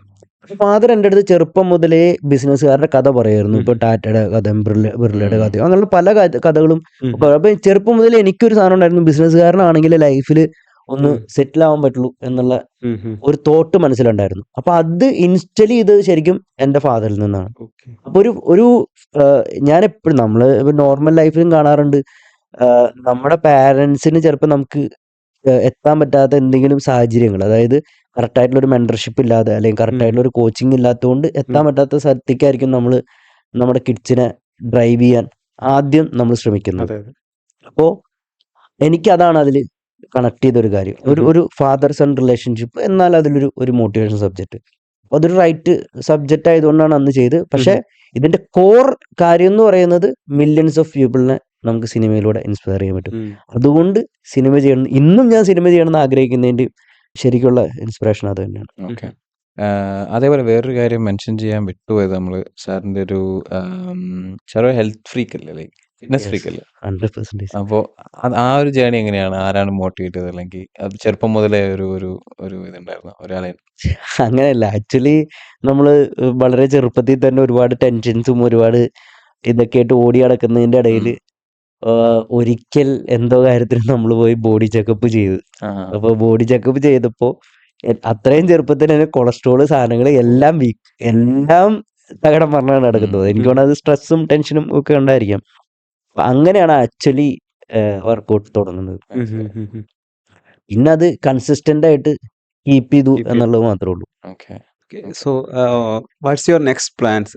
എന്താണ് പുതിയ വരാനുള്ള പ്രൊജക്ട്സ്? അതുപോലെ ഈ ഒരു ഇൻസ്റ്റിറ്റ്യൂട്ടിന്റെ കാര്യത്തിലൊക്കെ പുതിയ പുതിയ പ്ലാൻസും കാര്യങ്ങളൊക്കെ എന്തൊക്കെയാണ്? ഈ പുതിയ വരാൻ പോകുന്ന പ്രോജക്ട്സ് സിനിമ, ഇപ്പൊ വെബ് സീരീസ് ഇപ്പൊ ഒരെണ്ണം പോസ്റ്റ് പ്രൊഡക്ഷൻ നടക്കുന്നു, ഐസ് എന്നുള്ള web series. Okay. Manu Ashokan direction, Bobby Sanjay script, Nikhila ഒക്കെ അഭിനയിച്ചിരിക്കുന്നത്. അപ്പോ അത് മിക്കവാറും ഒരു ഓഗസ്റ്റ് സെപ്റ്റംബർ ഒക്കെ ആയിട്ട് റിലീസ് ചെയ്യുമായിരിക്കും. പിന്നെ ജൂലൈയില് ആസിഫ് അലി നായകനായി, Jis Joy direction, again Bobby Sanjay script ആയിട്ടുള്ള പടം വരുന്നുണ്ട്. പിന്നെ മനു അശോകൻ ഡയറക്ഷനിലും അഗൈൻ ബോബി സഞ്ജയ് സ്ക്രിപ്റ്റില് അടുത്തൊരു പടം പ്ലാൻ പുള്ളിയല്ലേ ഈ ക്യൂവിന്റെ ഡയറക്ടറും പുള്ളിയല്ലായിരുന്നു? ചെയ്യുന്നുണ്ട്. ഡയറക്ടർ ഡിച്ചോ സോറി, കാണേക്കാണ്. കാണാനായിട്ട് ഓക്കെ. ഓക്കെ. അപ്പൊ 2 പടം ഇനി വരാനുണ്ട്. 2 പടം സ്റ്റാർട്ട് ചെയ്യാനുണ്ട്. അതേപോലെ ചാക്കോച്ചനായിട്ടും ഒരു പടം ഇത് ചെയ്യുന്നുണ്ട്. ഡിസ്കഷൻ. Super nice. എന്ത് അഡ്വൈസ് ആയിരിക്കും ഷംസുദ്ദീൻ സാർ കൊടുക്കുക ഒരു ഒരു ഒരു ബഡ്ഡിങ് മൂവി പ്രൊഡ്യൂസറിന്? മൂവീസ് പ്ലാൻ ചെയ്യുമ്പം ഫസ്റ്റ് ഇപ്പം നമ്മൾ ചെയ്യുന്ന പോലെ ഇപ്പോൾ സ്റ്റോറിയിൽ ഏറ്റവും കൂടുതൽ ഇമ്പോർട്ടൻസ് കൊടുക്കുക, സ്ക്രിപ്റ്റിൽ ഇമ്പോർട്ടൻസ് കൊടുക്കുക. പിന്നെ ടീമിനെ സെലക്ട് ചെയ്യുന്ന കാര്യത്തിലാണെങ്കിലും, അതായത് ഇപ്പം അവരുടെ എക്സ്പീരിയൻസുകൾ നോക്കുക. ഇപ്പോൾ ഡയറക്ഷൻ ചെയ്യാൻ വരുന്ന ആൾക്കാരുടെ എക്സ്പീരിയൻസ് എന്താണ്, അല്ലെങ്കിൽ അവരെന്തെങ്കിലും മുന്നേ ചെയ്തിട്ടുണ്ടോ, ആ കാര്യങ്ങൾ വിലയിരുത്തുക. പിന്നെ അതുപോലെ തന്നെ ഇപ്പോൾ നമുക്ക് പറ്റുകയാണെങ്കിൽ ഒരു നല്ല കുറച്ച് മെൻറ്റേഴ്സിൻ്റെ, അതായത് സിനിമയിൽ ഓൾറെഡി സക്സസ് ക്രിയേറ്റ് ചെയ്തിട്ടുള്ള കുറച്ച് മെൻറ്റേഴ്സിൻ്റെ ഹെൽപ്പൊക്കെ എടുക്കാൻ പറ്റുകയാണെങ്കിൽ, ഇതൊക്കെ ഇനീഷ്യലി കിട്ടാൻ ഭയങ്കര പാടുള്ള കാര്യങ്ങളുമാണ് കേട്ടോ. ഞാൻ ഈ പറയുന്ന കാര്യങ്ങൾ അത്ര എളുപ്പമല്ല, എനിക്കും അങ്ങനെ കിട്ടിയിട്ടൊന്നുമില്ല. പക്ഷെ അങ്ങനെയൊക്കെ ഒരു മെൻറ്ററിങ് ഒക്കെ എടുക്കാൻ പറ്റിയാൽ നല്ലതായിരിക്കും ഒരു ഇതിൻ്റെ. പിന്നെ ഏറ്റവും വലിയ കാര്യം എന്ന് പറഞ്ഞാൽ കുറച്ച് പേഷ്യൻസ് കൊണ്ട്. സിനിമ ഭയങ്കര ഗ്ലാമർ ഉള്ള ഒരു ഇൻഡസ്ട്രിയാണ്. അതായത് നമ്മളിപ്പോൾ പേര് പറഞ്ഞാൽ പെട്ടെന്ന് ഇപ്പൊ എൻ്റെ ഒരു പടം കഴിഞ്ഞ് കഴിഞ്ഞാൽ അടുത്ത പടം ഡെയിലി എൻ്റെ അടുത്ത് ആൾക്കാർ ചോദിക്കുന്ന ഒരു ക്വസ്റ്റൻ ആയിരിക്കും, നെക്സ്റ്റ് ഫിലിം എന്താ, നെക്സ്റ്റ് ഫിലിം ഏതാ, നെക്സ്റ്റ് ഫിലിം ഏതാ. ഇപ്പൊ നമ്മൾ തന്നെ ഒരു വീർപ്പ് മുട്ടലാവും ചിലപ്പോ അടുത്ത പടം ചെയ്യാതെ. അപ്പൊ മിക്കവാറും നമ്മൾ അടുത്ത പടം അങ്ങനെ ചാടിക്കേറി ചെയ്യുന്നതായിരിക്കും നമുക്ക് ഏറ്റവും വലിയ ബുദ്ധിമുട്ട് ക്രിയേറ്റ് ചെയ്യുന്നത്. അപ്പൊ അതുകൊണ്ട് പേഷ്യൻസ് ഉണ്ടാവുക എന്നുള്ളതാണ് ഏറ്റവും വലിയ ഒരു കാര്യം. നല്ലൊരു മൂവിയും നല്ലൊരു കാര്യങ്ങളും എത്തിച്ചേരാൻ വേണ്ടിയിട്ടുള്ള ഒരു പേഷ്യൻസ് ഉണ്ടാവും. കോംപ്രമൈസ് ചെയ്യാതിരിക്കുക. സിനിമയിലെ ഏറ്റവും വലിയ ലെസൺ എന്ന് പറയുന്നത് ഞാൻ മനസ്സിലാക്കിയിട്ടുള്ളത് കോംപ്രമൈസ് ചെയ്യാതിരിക്കുക എന്നുള്ളതാണ്. എന്ത് കാര്യത്തിലാണെങ്കിലും കോംപ്രമൈസ് ചെയ്യാതിരിക്കുക. കാരണം ബാക്കിയുള്ള ബിസിനസ്സുകളിൽ നമുക്കിപ്പോ ഒരു HR-നെ നല്ല കിട്ടിയില്ല, എനിക്ക് ആ HR-നെ പറഞ്ഞിട്ട് 6 മാസം കഴിഞ്ഞിട്ട് അടുത്ത HR-നെ എടുക്കാം. തുടങ്ങിയ സെയിൽസ് മാനേജർ കിട്ടിയില്ല, എനിക്ക് വേണം ഇപ്പോ തൽക്കാലത്തേക്ക് 2 മാസം റൺ ചെയ്തിട്ട് അടുത്ത 2 മാസം കഴിഞ്ഞിട്ട് നമുക്ക് വേറെ. ഇവിടെ നമുക്കിപ്പോ ഒരു സിനിമാറ്റോഗ്രാഫറിൽ ഒരു പെർട്ടിക്കുലർ ഇത് ചെയ്യാൻ വേണ്ടിയിട്ട് ഒരു പെർട്ടിക്കുലർ സിനിമാറ്റോഗ്രാഫർ ആയിരിക്കും ചിലപ്പോൾ നമുക്ക് ആവശ്യം. ആ സിനിമാറ്റോഗ്രാഫറെ നമ്മൾ കിട്ടാതെ വേറൊരാളെ വെച്ച് കഴിഞ്ഞാൽ പിന്നെ അത് നമുക്ക് റിട്ടാലിറ്റി ചെയ്യാനുള്ള ടൈം കിട്ടത്തില്ല. അപ്പൊ അങ്ങനെയുള്ള കുറെ, അതായത് ഇതൊരു ലിമിറ്റഡ് ടൈമില് ചെയ്യുന്ന ഒരു പ്രോജക്റ്റ് ആണ്. അപ്പൊ ഇപ്പൊ ആക്ടേഴ്സിന്റെ കാര്യമാണെങ്കിലും നമ്മളിപ്പോ പുതിയ ആൾക്കാരെ വെച്ച് ചെയ്യാൻ പറ്റുന്ന പടത്തിൽ മാത്രമേ പുതിയ ആൾക്കാരെ വെച്ച് ചെയ്യാൻ പറ്റുള്ളൂ. ചില സ്ഥലത്ത് നമുക്ക് വലിയ ആക്ടേഴ്സിന് തന്നെ ആവശ്യം ഉണ്ടാവും, ആ സ്ഥലത്ത് നമുക്ക് വലിയ ആക്ടേഴ്സിന് തന്നെ ഉപയോഗിക്കേണ്ടി വരും. അല്ലെങ്കിൽ ആ പ്രോജക്റ്റ് നമ്മൾ ചെയ്യാൻ പോകരുത്. അങ്ങനെയുള്ള കുറെ ഡിസിഷൻസ് ഉണ്ട്. അപ്പം ഇതൊക്കെ ഇപ്പം ഈ ക്വസ്റ്റിന് ക്ലിയർ ആയിട്ടുള്ള ഒരു ആൻസർ പറയാനാണെങ്കിൽ എനിക്ക് തോന്നുന്നു സിനിമ കുറച്ച് പരമാവധി നന്നായി പഠിക്കാൻ ശ്രമിക്കുക. ഏറ്റവും മാക്സിമം എത്രത്തോളം പഠിക്കാൻ പറ്റുന്നോ അത്രത്തോളം പഠിച്ചിട്ട് മാത്രം ആ സിനിമ ചെയ്യാൻ പോവുക. പഠിക്കുമ്പോൾ നമ്മൾ ഈ കാര്യങ്ങളൊക്കെ പഠിക്കും. കോംപ്രമൈസ് ചെയ്യരുത്, എവിടെ കോംപ്രമൈസ് ചെയ്യണം, അല്ലെങ്കിൽ എവിടെയാണ് പറ്റാത്ത സ്ഥലങ്ങൾ, എവിടെയാണ് ഇത് ചെയ്യാൻ പറ്റാത്തത്. പിന്നെ അതേപോലെ തന്നെ സിനിമയിൽ ഒരുപാട് കാര്യമുണ്ട്. ഇപ്പോൾ നമുക്കിപ്പോൾ ഒരു റൈറ്ററും ഡയറക്ടറും നമുക്ക് നല്ല ടീം മെമ്പേഴ്സ് ആണെങ്കിൽ അവർക്ക് ഒരുപാട് കാര്യങ്ങളിൽ ഡിസിഷൻ എടുക്കാൻ പറ്റും. കാരണം ഒരു സ്റ്റോറി കമ്മ്യൂണിക്കേറ്റ് ആണല്ലോ ചെയ്യേണ്ടത്, ഒരു സ്റ്റോറി പറയുകയാണ് ചെയ്യേണ്ടത്. ആ സ്റ്റോറി ഓഡിയൻസിന് അത് കിട്ടുകയാണ് ചെയ്യേണ്ടത്, അല്ലേ? അപ്പൊ നമ്മളിപ്പോ ഒരു സ്ഥലത്ത് പോയി ഷൂട്ട് ചെയ്യാൻ നിൽക്കുന്ന സ്ഥലത്ത് പറയുവാണ് ഇവിടെ 5 ലക്ഷം രൂപയാണ് ദിവസം റെന്റ് എന്ന് പറഞ്ഞാൽ ആ റൈറ്റർക്കും ഡയറക്ടർക്കും ഡിസിഷൻ എടുക്കാൻ പറ്റണം. ഇത് 5 ലക്ഷം രൂപയ്ക്ക് എനിക്ക് ഷൂട്ട് ചെയ്യണ്ട, എനിക്ക് ഇതേ സാധനം ഒരു 50,000 അല്ലെങ്കിൽ കിട്ടുന്ന സ്ഥലത്ത് എനിക്ക് ഈ സ്റ്റോറി കമ്മ്യൂണിക്കേറ്റ് ചെയ്യാൻ പറ്റും. അത് സെലക്ട് ചെയ്യേണ്ട ഒരു ടീമായിരിക്കണം നമ്മുടെ കൂടെ ഉള്ളത്. അതിന് പ്രൊഡ്യൂസറായിട്ട് നിൽക്കുന്ന ഒരു ഡയറക്ടറും റൈറ്ററും ഒക്കെ ഉള്ളവരാണെങ്കിൽ നമുക്ക് ആ സിനിമ ചെയ്യാൻ പറ്റും. അപ്പൊ ഇങ്ങനെയൊക്കെ ഒരു ടീം ബിൽഡ് ചെയ്ത് കൊണ്ടുവരുന്നതിലാണ് ഒരു പ്രൊഡ്യൂസർ ചിലവാക്കേണ്ടത്. ഇതൊക്കെ നമ്മൾ കൂടുതൽ പഠിച്ചു കഴിഞ്ഞാൽ നമുക്ക് മനസ്സിലാവും. ബൈ താങ്ക് ഗോഡ് എനിക്ക് ഇതുവരെ ഉള്ളതെല്ലാം അതുപോലുള്ള ടീം മെമ്പേഴ്സ് ആയതുകൊണ്ട് നന്നായി പോകും. സോ ഇനി അങ്ങോട്ട് ഒരുപാട് മൂവീസ് സാറിന് ചെയ്യാൻ പറ്റട്ടെ. അതിലൂടെ ഒരുപാട് ആളുകളെ ഇൻസ്പയർ ചെയ്യാൻ പറ്റട്ടെ. Thank you so much. Thank you so much.